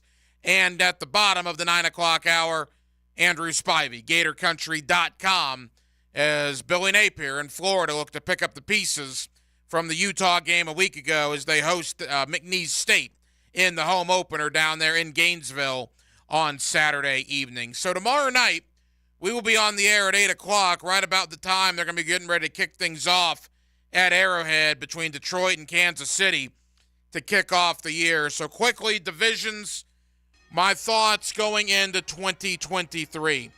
Denmark will do the NFC first, followed by the AFC. In the NFC East, I think it's Philadelphia. I think Dallas is going to challenge them. I think Dallas gets one of the wild cards. But I'm like pretty much every other human being right on the planet taking Philadelphia to win the NFC East. Denmark, you see it any differently? No, I got the same. So Philadelphia the winner, Dallas gets a wild card. In the NFC North, boy, do you pick Detroit? Are they going to live up to the hype? You can't pick Green Bay, right, with Jordan Love. I'm not really a believer in Justin Fields in Chicago. All due apologies to Taylor Dahl. So, yeah, I will go Detroit. I'll buy the Lions. I'll drink the Kool-Aid. The Lions win the North. And I'll go Minnesota. Denmark gets one of the wild cards. I'll go Detroit's easy. I don't know if anybody else in that division makes the playoffs. All right, interesting. The reason I went with Minnesota as a wild card, the NFC South's terrible. And I think they're only getting one team in. And in the NFC South, I'm going to take, give me Atlanta. They spent a lot of money this offseason. Maybe a little bit of a surprise, and a lot of people are going New Orleans. Give me the Falcons to win the NFC South. Nobody else in that division makes the playoffs. I like that, but I'm going to go New Orleans. They got the better quarterback in the division. Fair enough. I have New Orleans missing the postseason. That gets us to the West. Give me Seattle. No, check that. Give me San Francisco to win it. Seattle to get in as a wild card. I think the Niners make it. I don't know if Seattle will make it. I'm not a believer that all these teams that made the postseason last year, and Well, we saw Geno last year. He had a really good year. I like to believe it before I see it. I want to see him do it again. I don't know if he will. So I'll go 49ers, Falcons, Lions, Eagles as your division winners. My wild cards are Cowboys, Vikings, Seahawks. Denmark, quickly to the AFC. The AFC East is going to be awesome. I cannot wait to watch it. I will take Buffalo to win the division. I will take the New York Jets to also get into the playoffs. And that's it. I don't think Miami makes it. Miami wins the division. Wow. I think Buffalo takes a step back on offense. And I have the Jets missing the playoffs. All right, mark that one down. You and I are very different in the East. I have Buffalo. You have Miami. In the AFC North, maybe the hardest division in football, I think Pittsburgh is going to be very good. They're not getting talked about at all. I think Cleveland's going to be pretty good as well. I'm going to go chalk and take Cincinnati. But I think Cincinnati gets in, and I think Baltimore is one of the wild cards. Cleveland and Pittsburgh, though, to me, are both going to be in that 8-8, 8-9, 9-8 range, and in the wild card conversation until the very end of the season. Give me the Bengals. Ravens get the top wild card. I think the Steelers squeak in at that 7 seed. I like Pittsburgh. I don't fault you there at all. Quickly to the AFC West. Oh, do I want to do it? Do I want to take the Chargers? I've been thinking about it. At some point, Kansas City's going to drop off. It cannot last forever. But I'm not going to do it. I'm going to take the Chiefs to win the division. I will take the Chargers to get in as a wild card with the Broncos and the Raiders coming up the rear. I like the Chiefs. I think the Broncos might make it. I think they'll be on the outside looking in. I think the Chargers will be in the postseason. And then finally in the South, I mean, come on. I've been talking them up the entire offseason. Give me the Jaguars. I don't think any other team makes it in the South. Same. All right, let's start. NFC Championship game. NFC Championship game, I have a rematch of last year. I got Philadelphia, and I got San Francisco, and I got Philadelphia once again going to the Super Bowl. Okay, give me the Lions. Wow, you're a big believer in Dan Campbell. And give me the Niners. Lions-Niners. Lions-Niners, and who goes to the Super Bowl? Niners. All right, so you have San Francisco coming out of the NFC. I have Philadelphia. In the AFC, whew, there are so many good teams. Jacksonville's not going to make the Super Bowl, are they? Are they going to send us all to Las Vegas to live it up before the Super Bowl next year? I hope so. I don't think so, though. I'm going to go Kansas City, and I'm going to go Cincinnati. I'm going to go chalk in the AFC, but I'm going to have Cincinnati this year coming out on top. Give me Cincinnati to win the AFC. Same here. I'm going to go Kansas City, Cincinnati AFC Championship. Who wins? I think Cincinnati's going to get them this year. I do too. And then Philadelphia, Cincinnati is my Super Bowl with Joe Burrow and Cincinnati winning the Lombardi Trophy. Give me San Francisco. All right. I think San Francisco beats Cincy. So we both have the Bengals in the Super Bowl. I have them winning it. You have them losing it to the 49ers. Jacksonville, mark it down. We just did all your point spreads, your bets for you. Just mark it down. Go back and listen to the tape. Denmark says take San Fran. I say take Cincinnati. I also say listen to Dave Campo, our head coach here on Hacker After Dark. He's next, talking Jaguars, Colts, and looking around the rest of the NFL. Dave Campo with me on Hacker After Dark. This is the game right here if they're able to make a play. The game-changing play. What a play! Listen for the Performance Painting high-performance play of the game. That's a dime, good ball! On 1010XL, Performance Painting. Prepare, protect, preserve. How's Wingstop sound? Crispy, juicy classic wings, sauced and tossed in those 11 soul-satisfying flavors. Paired with hand-cut seasoned fries, house-made honey mustard, blue cheese, or signature Wingstop ranch. I think you've heard enough. Get your flavor delivered at wingstop.com. Wingstop is here, and we're serving up some serious flavor. Classic wings, boneless wings, tenders, chicken sandwich, we have it all. Download the Wingstop app or order online at wingstop.com from the new Wingstop at 96604 Argyle Forest Boulevard. are. Attention homeowners. Is it time to get your septic tank pumped out? Don't wait until it's too late. At Duck Duck Rooter Plumbing and Septic, our experienced technicians use the latest equipment to pump out your tank safely and efficiently, ensuring that your septic system is running smoothly. Neglecting your septic tank can lead to costly repairs and even health hazards. So call Duck Duck Rooter and schedule your septic tank pumping. Call now, 904-862-6769, or online at duckduckrooter.com. Duck Duck Rooter is a proud partner of the Jacksonville Jaguars. Attorney CPA Joe Cordell. Business owners and professionals face special challenges in divorce court. They have to contend with allegations that they are earning more than they are, coupled with claims on their business or practice itself. Clients with assets depend on their divorce lawyer's skills in these matters. Schedule an appointment with one of Cordell & Cordell's Jacksonville area attorneys. Offices in Jacksonville and by appointment only in Ponte Vedra Beach. Lisa Cargis, Florida resident partner. Joseph Cordell, licensed in Missouri and Illinois only. CordellCordell.com. Got a big occasion coming up? Think small cakes. Need to bring treats to the office party? Think small cakes. Looking for something delicious for desserts?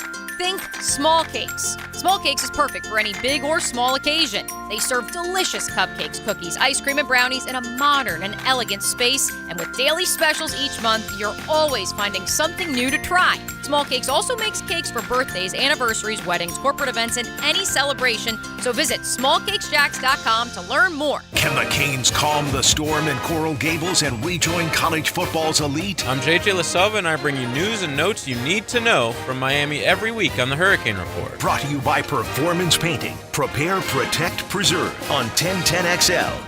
Hey Jacksonville, this is 17-time PGA Tour winner Jim Furyk inviting you to join me and the legends of the PGA Tour for the 3rd annual Constellation Furyk and Friends presented by Circle K, October 2 through 8 at Timuquana Country Club. Public parking is free, along with complimentary tournament access for a military, courtesy of ViStar Credit Union. Go to Ticketmaster to get your tickets today, and if you're not traveling to London, but watch the Jags this fall, join us Sunday morning in the Publix Tailgate Village to catch the game on the big screen. For more information, visit ConstellationFurykandFriends.com. Are you suffering from shoulder pain?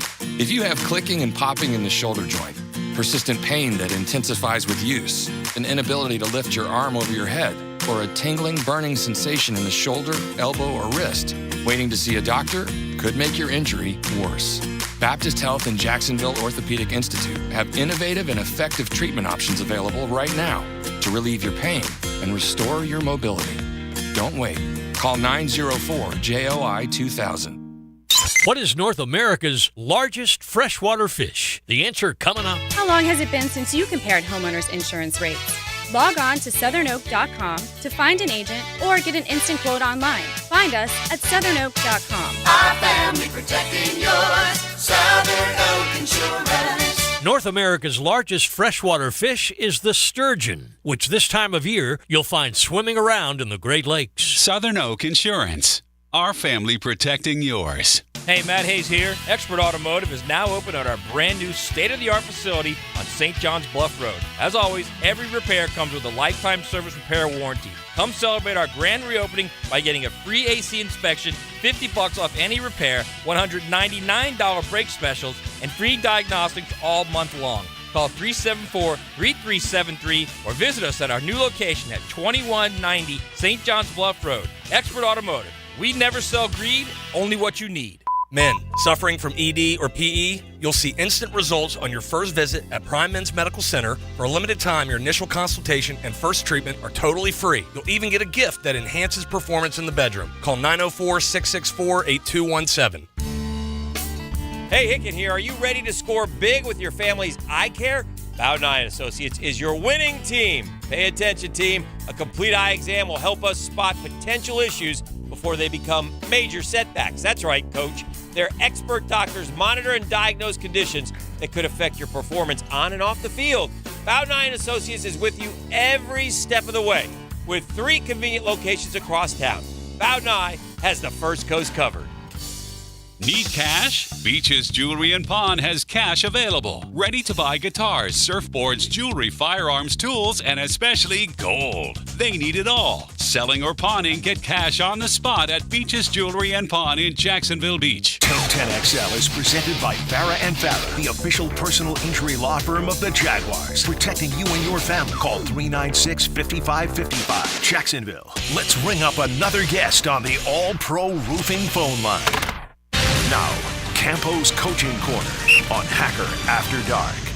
Back here on 1010XL and 92.5 FM in the city of Jacksonville, we are glad you are with us. The week is finally here. Week 1 of the NFL regular season Sunday. The Jaguars and the Indianapolis Colts. Of course, you'll hear the game right here on 1010XL. And 2 hours after that ball game, you will get the fifth quarter with the Pro Bowler Leon Searcy, myself, and our head coach, Dave Campo, and we always enjoy our coaching sessions with Campo here on Hacker After Dark. Coach, how are you? I'm good. I'm ready to get going. This is an exciting week. I'm excited to see how this team performs in the first ball game, and it's time. Coach, January 21st was the last time the team played a game that mattered. That was obviously the divisional loss to the Kansas City Chiefs. Since then, draft, OTAs, free agency, mini camp, training camp, preseason, and now finally here we are. How fired up not only are the players, but are the coaches in that building to finally kick this off on Sunday? Well, I think everybody's excited, including the city. You know, after the way we finished, you know, obviously having an opportunity in that final ball game to win it, with the exception of a couple of plays, everybody's fired up. I think the team is ready to go. I think they made improvements in the offseason. And, you know, this is an exciting time for this city and this football team. Coach, let's kind of begin piece by piece. We'll begin with Doug Peterson. We've talked about it the entire offseason. He enters year number 2. Obviously much more familiar with the players, the staff, and the comfortability that I'm sure Doug Peterson has now as opposed to where he was 12 months ago. How much easier is his job in year 2 as opposed to where he was a year ago? Well, I think it's a little bit easier because obviously he knows the personnel. He knows what guys are capable of doing. But, you know, every season's different. And I think he goes into this season with the idea that, you know, we're going to have to do some things early to have a chance to do what we want to do. That puts a little pressure on you. But at the same time, and he also made the statement, Hack, that it's his job to make sure that this wasn't one and done. And for him, that's in his mind. But I think he feels a lot more comfortable where his quarterback is at. The addition of some of the draft picks, and especially Calvin Ridley, probably makes him sleep a little better at night. Dave Campo is our head coach here on Hacker After Dark. You get him weekly right here, and beginning Sunday, you'll get him on the fifth quarter along with myself and Leon Searcy 2 hours after the Jaguars and the Colts. Coach, that brings us to Trevor Lawrence. Boy, a lot of offseason hype surrounding Trevor. People are certainly on the Trevor bandwagon now. A lot of people think maybe MVP talk potentially for Trevor. How do you think he'll handle those expectations? I don't think he has any problem with any expectations, to be honest with you. I think the young man is one of those guys, and it's funny because a lot of people were talking when he first got here that he was too mild-mannered. Well, his poise is evident. He in every ball game, even when they were struggling at the beginning of the year last year, a perfect example was the Colts game, the second one that they lost up in Indianapolis. He led a fourth quarter drive for a touchdown to put them in the league until the Colts scored at the end. So I don't think anything really bothers this kid. I think he looks at it from the standpoint that it's about us. We just got to take care of our own business. And he's not one of those guys that's what you would call an ego outside guy. He keeps everything to himself and plays football. He certainly has a lot of weapons to work with on the offense. That brings us to Calvin Ridley. He has been nothing short of a superstar since he arrived here in Jacksonville. He was outstanding during training camp and the preseason. But now it counts, Coach. Now this game on Sunday is the first game that counts that Calvin Ridley will have played in 23 months. Do you have any trepidation about Ridley now entering the regular season, or do you believe that he will remain the Calvin Ridley that we've seen over the last 3 or 4 months? I don't think he's lost a step.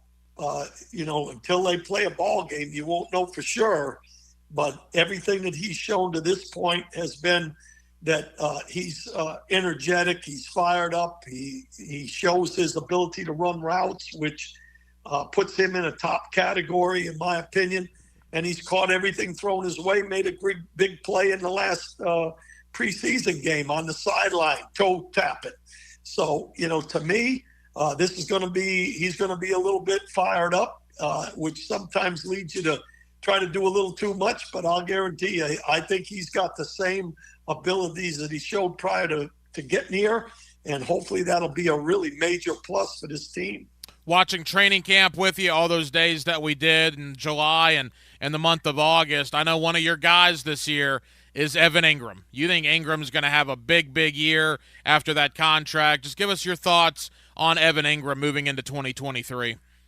Well, from our conversations, I was asked on the primetime show back when preseason first started, the training camp, what did I want to look for the very first day? And my answer was, well, last year Ingram caught balls from the quarterback before practice during the special teams work to improve his craft. And I said, after signing that contract, I want to see if he does that again. First day, there he was out there catching the ball from the quarterbacks, and usually that's an intern catching the ball. So I expect him to not lose any ground. He proved during the season that, his big thing was drop balls. He didn't have very many in that season. So I think he's found his spot, and hopefully that will be a plus. Coach, we know all the names, right, when it comes to Ridley, Kirk, Zay Jones, Ingram, and Etienne. There's 5 ridiculously good playmakers on offense. But even with that, some of the young guys showed out in the preseason, right? Tank Bigsby made a name for himself. Brenton Strange made a name for himself. Heck, I even think guys like Dearness Johnson and Luke Farrell might have opened some eyes. So the 5 guys that we all talk about are certainly your main guys, but they got dudes behind them as well.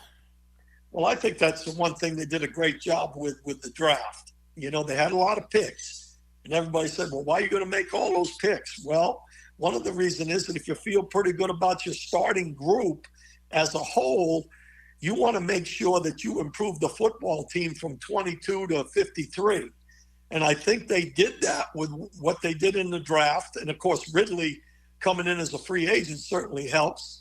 But I really think that they improved the football team all the way through. And when you look at the guys that made the football team, the Braswells, those guys showed up. And the guys you talked about, Bigsby, Strange, even a guy by the name of Cooks, those guys all did a tremendous job in training camp. Now we'll see what happens, but I think they improved the football team a great deal. Couple of more for our head coach here on Hacker After Dark, Dave Campo.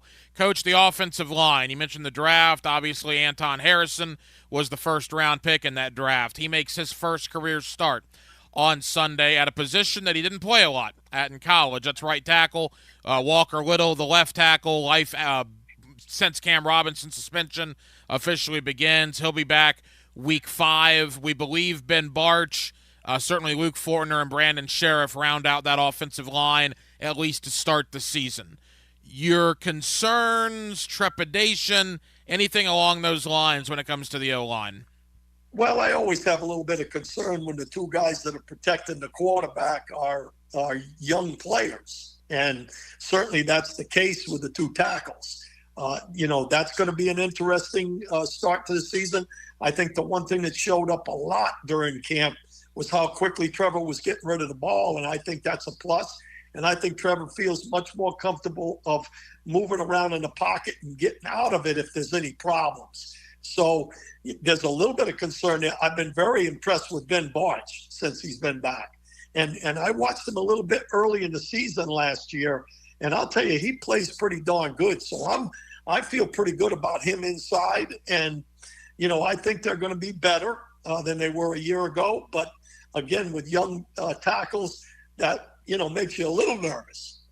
Coach, we'll get to the Colts in a moment, but a broad overview of the defense.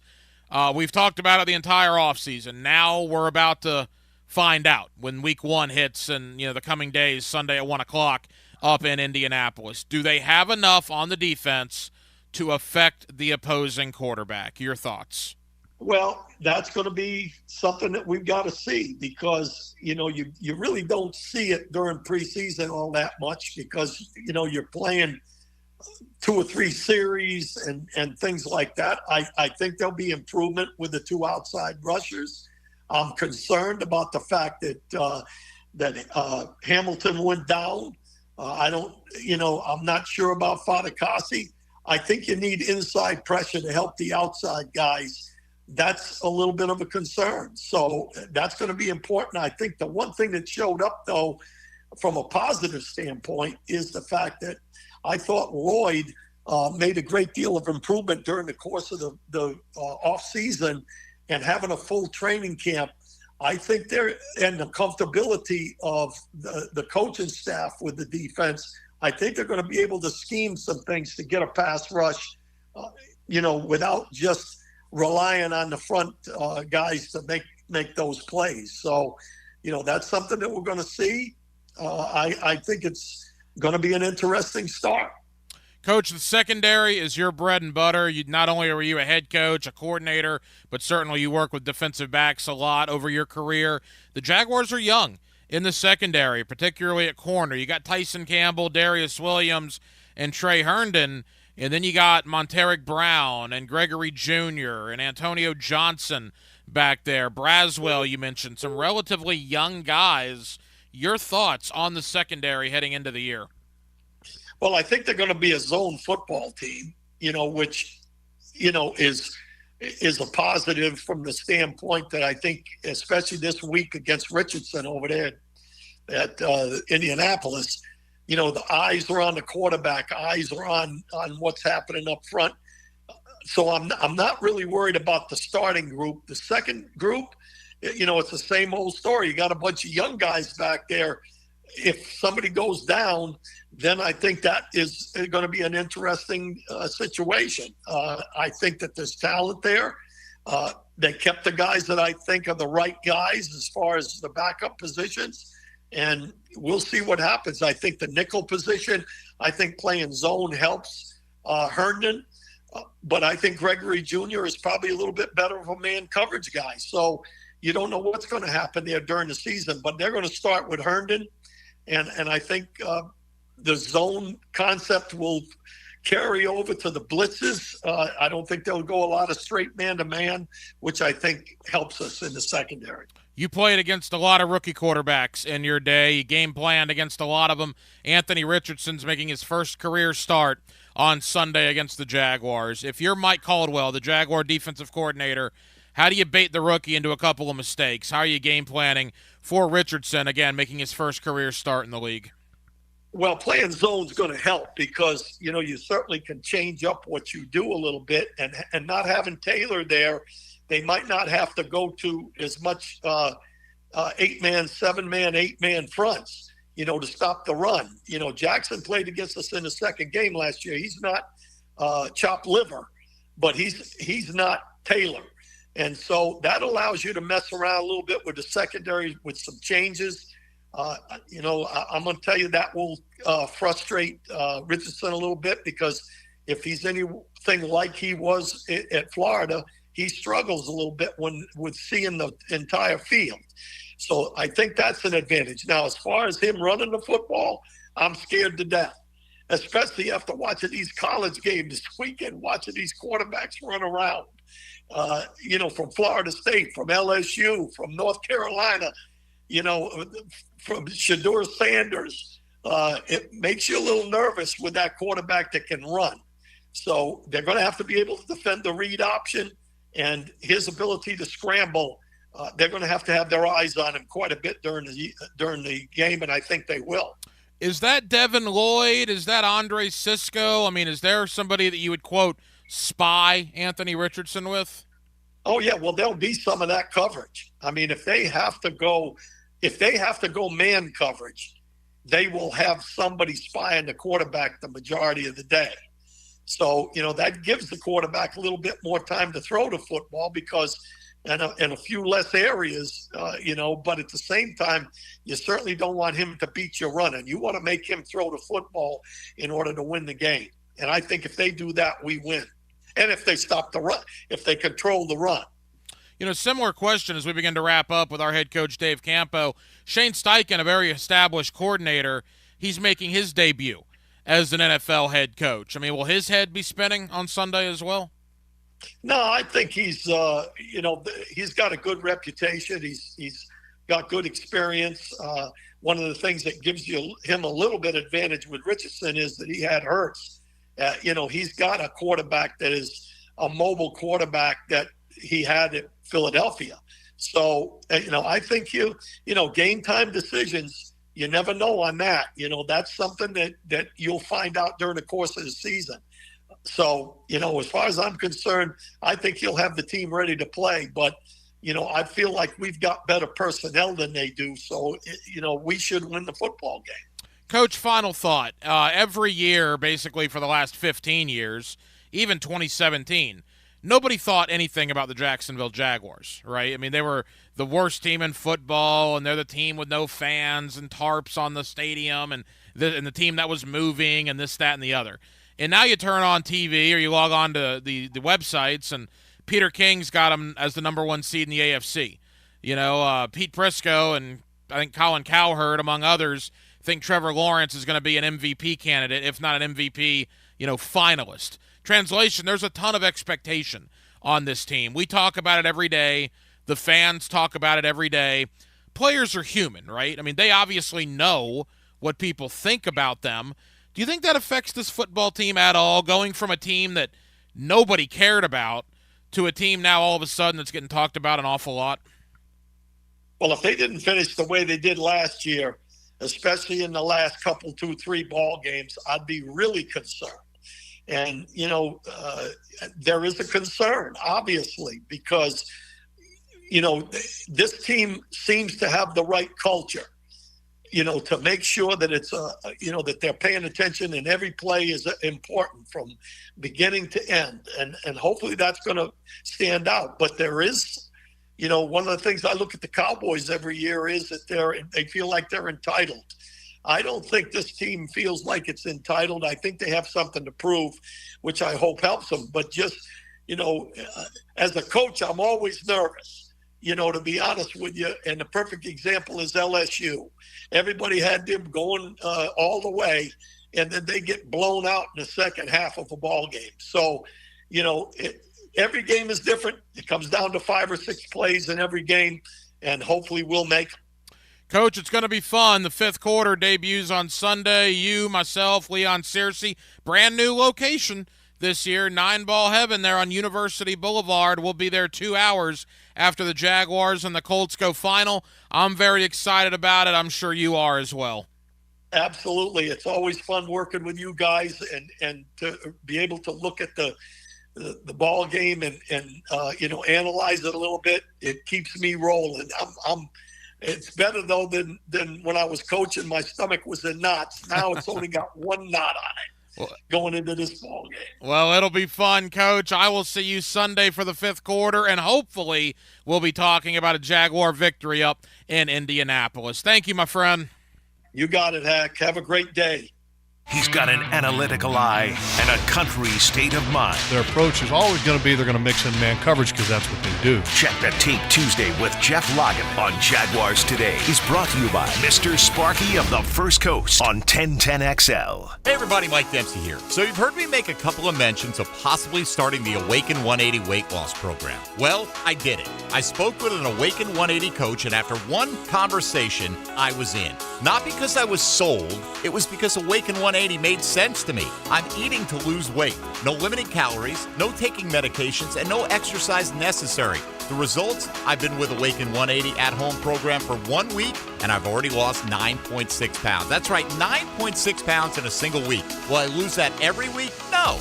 But I'll be losing between 4 and 5 pounds every week with Awaken 180. And the kicker, this time the weight is going to stay off because Awaken 180 offers free support for life. How often do you hear free for life anywhere? If you have weight to lose, do what I'm doing and contact the solution for weight loss, Awaken 180 Weight Loss. 844-346-1800. That's 844-346-1800. Or go online to awaken180weightloss.com. The best time of the year for blue crabs? Right now at the Blue Crab Crab House. They've been open since 1996, and they are a staple here in Duval. Sundays, you have the Bloody Mary specials. Mimosas as well, $2.50 noon until 5 o'clock. Of course, each and every Tuesday, $2 margaritas. Wednesday, $1 oysters. Right off of San Jose on Julington Creek Road, it is the Blue Crab Crab House. Are you drowning in credit card debt? Want to get cash out of your home's equity? Loan Pronto can now do it in less than a week. Hey, it's Prosser here, and that's right. Loan Pronto's Equity Express line of credit just got even faster. You can get $50,000, $100,000, or even $200,000 in as little as 5 days. And you don't even have to touch your primary mortgage, so you can keep that 3% rate intact. Just get the money you need and pay off all those credit cards, or get that home improvement project started. With this revolutionary program, you can access up to 90% of your home's value, and in most cases, there's no appraisal. Stop paying insane interest rates to the credit card companies and get tens or even hundreds of thousands in cash in as little as 5 days. Call Loan Pronto now for the even faster Equity Express line. 904-999-1508. LoanPronto.com or 904-999-1508. That's 904-999-1508. Equal housing lender, NMLS 1661781, subject to lender approval. Flickering lights and hot switches can be annoying. They can also signal a major problem or electrical emergency. So leave it to the pros and Mr. Sparky. 888-8-SPARKY. Your on-time electrician, Mr. Sparky of the First Coast. Did you know that many cooling companies are now part of big conglomerates with no connection to Northeast Florida? In the past, they have concentrated on heating and air conditioning, but after a buyout, many add plumbing and electrical services. This raises their overhead, and those costs are passed on to the consumer. It's a case where bigger isn't better, it's just more expensive. Not Mike Merritt's Heating and Air. Mike Merritt remains family-owned and operated.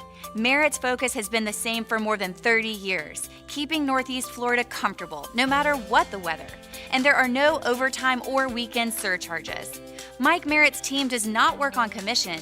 They repair only what needs repair and offer replacements only on what can't be fixed. And unlike at giant corporations where you can feel like just another number, with Mike Merritt, you'll feel like number one. Florida license CACO 50384.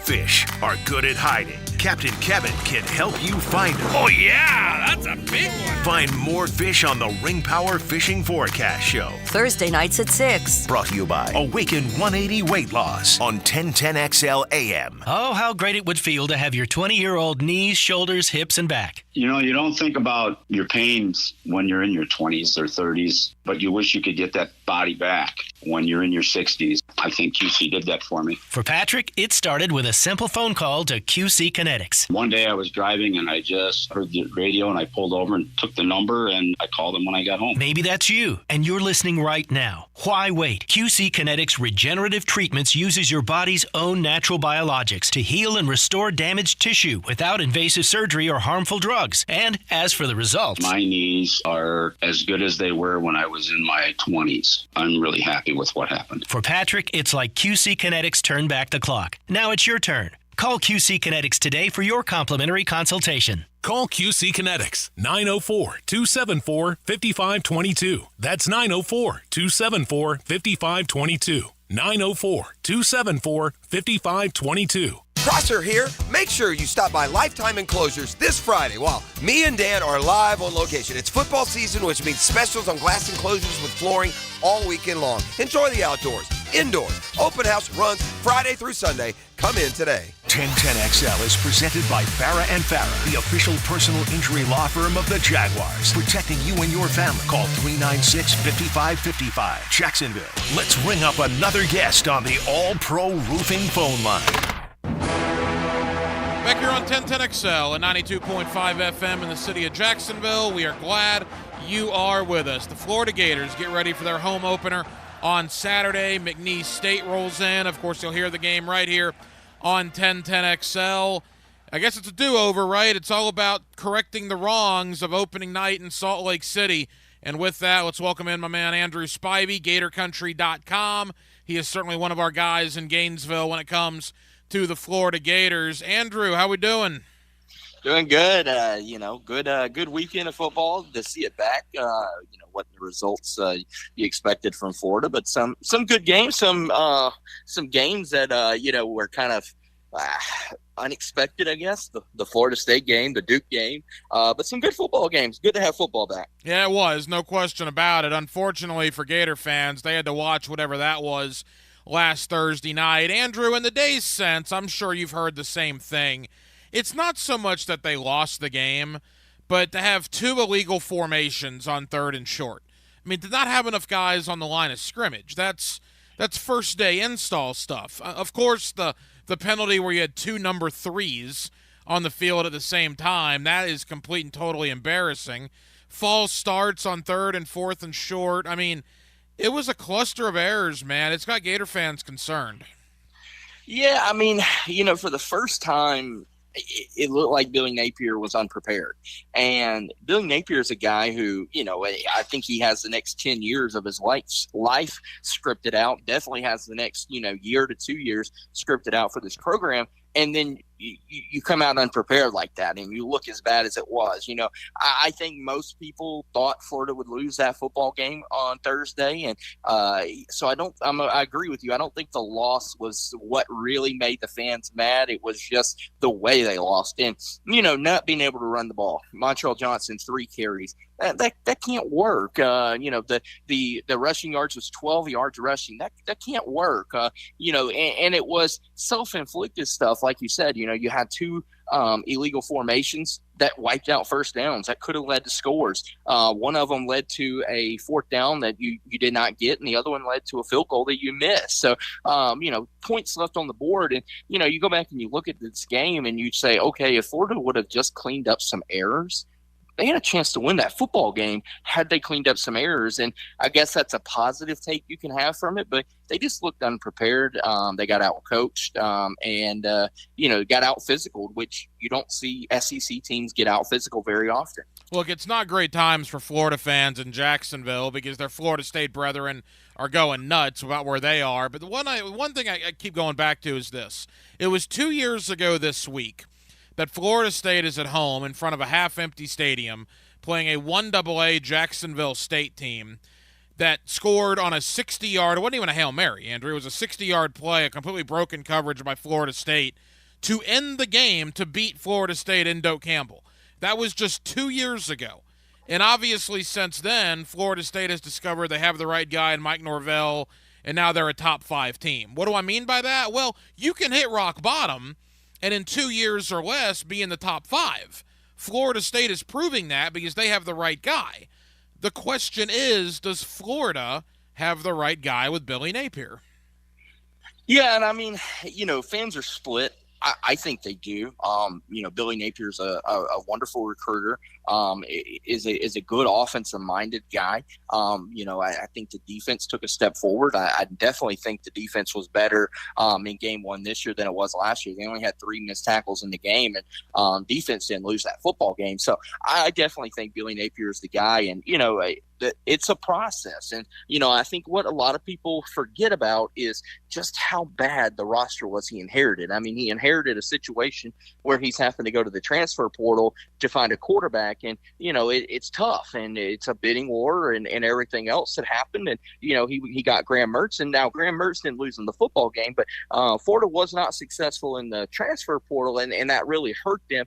Billy Napier's really trying to build it through his recruiting classes, and he's done a good job. And, I continue to say that. Give him another year. If you're looking at year 3 and the first game looks like that, then you need to have some, gut check and some come to Jesus talks a little bit there, because I think then you may have a problem. But like you said, Norvell, has been given that time, and Florida just has to. I mean, you cannot continue just to say, hey, this isn't a guy. We got to go find another guy, because you start all over again. And this process of starting all over again is why you're in this situation like you are now, where you haven't won a national title since 2008, because it's just 2 years. And if that in 2 years, they're flushing you out the door. And that just can't work. And I don't think it'll I don't think that's the case. Billy Napier, I don't think's on the hot seat at all. And I think he'll be given time. And, the biggest thing is keep this recruiting class together, figure out how to salvage this season to be a good season of, 7 wins, some way to show improvement. And you have to get better each week. You cannot go out and have another Utah game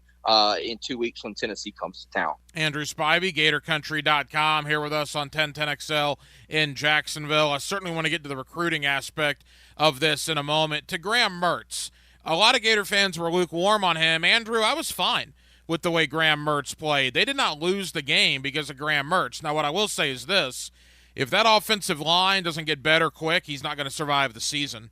I mean, that was embarrassing on Thursday night. Graham Mertz took a beating back there. And when you look on that schedule and you see Georgia and LSU and Florida State and Tennessee, I mean, that offensive line is going to get him killed unless they play a lot better really quick. Yeah, and I mean, remember Kingsley should be back either this week or next week at center, and that was kind of a problem a little bit with Jake Slaughter filling in. They've got to figure out a right tackle for Damian George. He just isn't the guy, and no offense to him, but Nick Saban doesn't let great football players walk out the door. So I think that could have told you a little bit there. But as far as Mertz goes, I didn't think Mertz lost the football game at all. I thought he played pretty decent. I mean, he didn't turn the football over and was a guy that, kept the offense moving. I mean, there's nothing he can do about a 3rd and 1 where, either they jump off sides or have a false start or they line up wrong. There's nothing he can do about that. I mean, that's just not something he can do. And, you looked at his running game. His running game surprised me a little bit. He had that one run where he ended up fumbling it out of bounds. But, I mean, he lowered his shoulder to get a first down. And, I thought he was a serviceable quarterback. I thought he managed the game really well. The offensive line's got to get better. That running game's got to get better because if the running game doesn't get better, it doesn't matter how good your offensive line is because people are going to bring a lot of pressure and get to Mertz and really shut down that passing game. So getting the running game going behind this offensive line will be key. But I don't think Graham Mertz loses you football games by any means. I think he's a serviceable guy that can, help you win a lot of football games if you give him time and give him a running game. Andrew, the one silver lining on offense is they got some dudes at wide receiver, right? Caleb Douglas, that was a Randy Moss. He mossed that defensive back, right? Marcus Burke from here in Jacksonville looked good. And Wilson, the freshman, you were wondering which of the freshmen would emerge, at least I was. Well, looks like Wilson is the guy that's going to be on top of that tier process. I mean, they got some young wide receivers that certainly look the part. Yeah, and I mean, the crazy thing is you just talk about that, and Ricky ends up having a pretty good second half, Pearsall, in the game, and Utah really tried to take him out of the game in the first half, and they did for the most part with a lot of double teams, a lot of over the top help and stuff like that, and the young guys were able to step up, and then in the second half Ricky was able to get a little loose and make some plays, but like you said, Caleb Douglas, incredible catch, good throw from Graham Mertz there as well, and the Marcus Burke had a really good catch as well, and that was another really good back shoulder throw there. Eugene Wilson's got to be the guy for this team. They need his speed, his athletic ability to take some of these short passes and take them to the house and, get some of those long chunk plays that, really, turns the tempo there and turns the momentum around, but also, allows a 3-play drive, a 4-play drive there. So be interesting to kind of see how he is this week and, going forward as teams start to kind of really notice about him. And then will Andy Jean and Aiden Mizell get in there and end up, doing something as well as, both of those guys were highly talked about in the spring. And Andy Jean was a guy that a lot of people thought could possibly start in the spring. He was dealing with a little injury in the Utah game, but should be back as well. Couple of more for Andrew Spivey of GatorCountry.com. Andrew, defensively, you said it earlier, the defense played well enough to win. Now, the 70-yarder aside, that was a terrible, horrific start. But if you only allow 17 points on the road for the last 58 minutes of a football game, you play well enough to win. Were they the steel curtain? No, they weren't. But they did not lose the game, in my opinion, because of the defense. What was your thought there? Yeah, I mean, 12 yards in the third quarter. That's all they gave up. I mean, you should score. You should not get outscored 7-0 when you allow 12 yards of total offense in third quarter. That's just unexcusable there. I thought the front seven was pretty good for Florida. I thought TJ Searcy, the freshman, had a really good day. I thought Princely shined a little bit. The linebackers, Shamar James, Scooby, those guys, they played well in the game. And, I think the DB settled into the game. Jordan Castle, the freshman safety, settled in after him and R.J. Moten had a little mix-up on that first play that allowed the 70-yard gain. I think the biggest thing for me was there was no penalties defensively. There was not a ton of pass interference, holdings, that kind of stuff on the defense. And then also wasn't a ton of missed tackles. Again, only 3 missed tackles in the game. Really good thing for this defense. They got some pressure on the quarterback as well. Overall, really solid day. I mean, they did enough defensively to win that football game, and they should have had better luck. It just, when you have short fields and your offense isn't able to do anything, you're going to give up some points, and they did, and it wasn't enough, unfortunately. But this defense is much, much improved under Austin Armstrong. McNeese State comes in on Saturday. I mean, there are bad opponents, Andrew. And then there's this. The LED lighting at the stadium might be one of the reasons to go to the game. I'm serious when I say this. There might be high school teams in this state that could give McNeese State a game. Tarleton State beat them up and down the field last week. I mean, what do you try to accomplish if you're Florida on Saturday night before Tennessee a week from Saturday? Remember, Georgia Southern came into the swamp and won a football game. So never say never. That's true. But I'll tell you this. If McNeese State does that, they should cancel the program. The football program should just go away if McNeese State wins on Saturday night. Billy should just go ahead and pack his bags, huh? But no, I mean, you're going into this game and you want to improve, some of the procedural stuff, like you said, in game one that was mistakes. You obviously want to get Kingsley back and, get that offensive line to gel a little bit before the Tennessee game. You would love to get, somebody, a rotation there to get somebody to help Damian George to that right tackle spot, and not have to rotate guys as much as they have. And you'd like to get the running game going again. Obviously having Montrell Johnson and Trevor Etienne, you need those two guys. Those are two of your best, playmakers on your team. You need to get them going. So build some confidence there. And then defensively, get as many guys in there as you can and, allow the young guys to play. And, I said this to you off the air, you're not going to win this game from a fan perspective. Either you're going to blow them out and the fans are going to say, well, it was McNeese State, or you're going to go out there and, you're not going to blow them out. Then fans are going to say, well, you didn't blow them out. So Billy Napier and this team's in a no-win situation this week. I think everybody's already kind of looking ahead to Tennessee to see, okay, how much do they improve from week 1 to week 3? Andrew Spivey, GatorCountry.com. Andrew, you do a terrific job covering the football team, but you also do a terrific job covering the recruiting game. And I think that's why people, in large part, GatorCountry.com, you guys are known for your recruiting coverage, and I got a feeling people are going to be more interested in that in a month or two than they are with the on-the-field product. Can they keep the 24 class together if they lose 4, 5, dare I say 6 games or more? I have no doubt you've talked to some of those 24 commitments since the Utah game. What is the vibe you're getting about that top 5 recruiting class right now? A lot of them, I don't want to say expected the loss, but a lot of them were prepared for it. Billy Napier has been very upfront honest with these guys that this is a young football team that's going to take some ups and downs. They're going to take their lumps this year, and they're going to be a team that, some weeks come out and look like world beaters and come out some weeks and look like they couldn't beat anybody. So I think Billy Napier's done a really good job of really stressing that to these guys. And so far, everybody I talked to, said, hey, we see the problems. We're the class to get it. A lot of people have said 24 and the 25 classes are going to be the classes to get it going. And, DJ Lagway is really pushing that message to these guys as well. So, I don't want to say everybody sticks.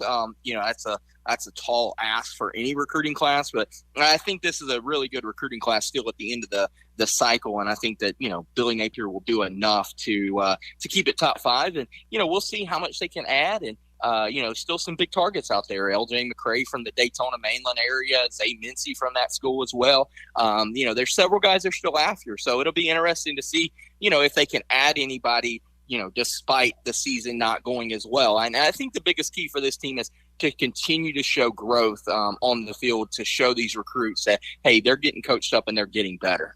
Andrew, final question. Norvell in Tallahassee is the king of the transfer portal. I mean, he is bringing guys in there that aren't performing well. They're changing the program. When you look at Jared Verse and Johnny Wilson and Keon Coleman, I mean, it's crazy what he's done in the portal. Napier's got to get in there better, right? I mean, you might not be able to duplicate what Norvell's doing, but you got to make more of an impact, correct? Yeah, and I mean, it's one of those things. It's a fine line. I mean, do you go after somebody's leftovers and hope that they get better? Not everybody fits into your program, so I think it's a fine line there. He definitely has to do a better job. I think you can say the same thing about Dabo Swinney and Clemson after last night. They got to do a better job. Now with the transfer portal, this whole I don't have depth here, or I'm too young at this spot. That's no longer an excuse because of the transfer portal. So he definitely has to do better there. The offensive line, should have got some better guys there. Obviously, there were guys at tight end. They could have went out and got it. There were several guys that they should have went after harder that they missed on. And I think after this year, Billy Napier is going to have to really look hard and say the portal's got to be more of my friend than it is just a one-hit wonder or go after one or two guys. Andrew Spivey, GatorCountry.com. Andrew, leave us with this. The Gator fans over here in Jacksonville, what can they expect on GatorCountry.com over the coming days and weeks? Yeah, plenty of, lead up to the McNeese game, and then obviously Tennessee the following week. A lot of recruiting stuff, talking to some commits, and, we'll talk to guys that have come to the McNeese game. And then Tennessee's going to be a big one, DJ Lagway, and a lot of the commits will be in town, and so will their top targets. So recruiting news and plenty of football will be on the site. He's one of our guys when it comes to the University of Florida, my friend Andrew Spivey, and GatorCountry.com. Andrew, appreciate it, my friend. We'll do it again soon.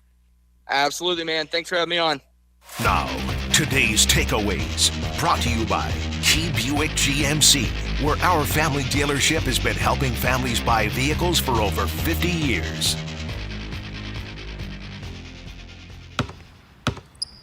They say consistency is the key to success. They weren't wrong. So how about grabbing a beer that's consistently smooth, consistently refreshing, and consistently light? You might just find that the road to success can be pretty enjoyable. Michelob Ultra, the perfect balance of taste and refreshment, and only 2.6 carbs and 95 calories.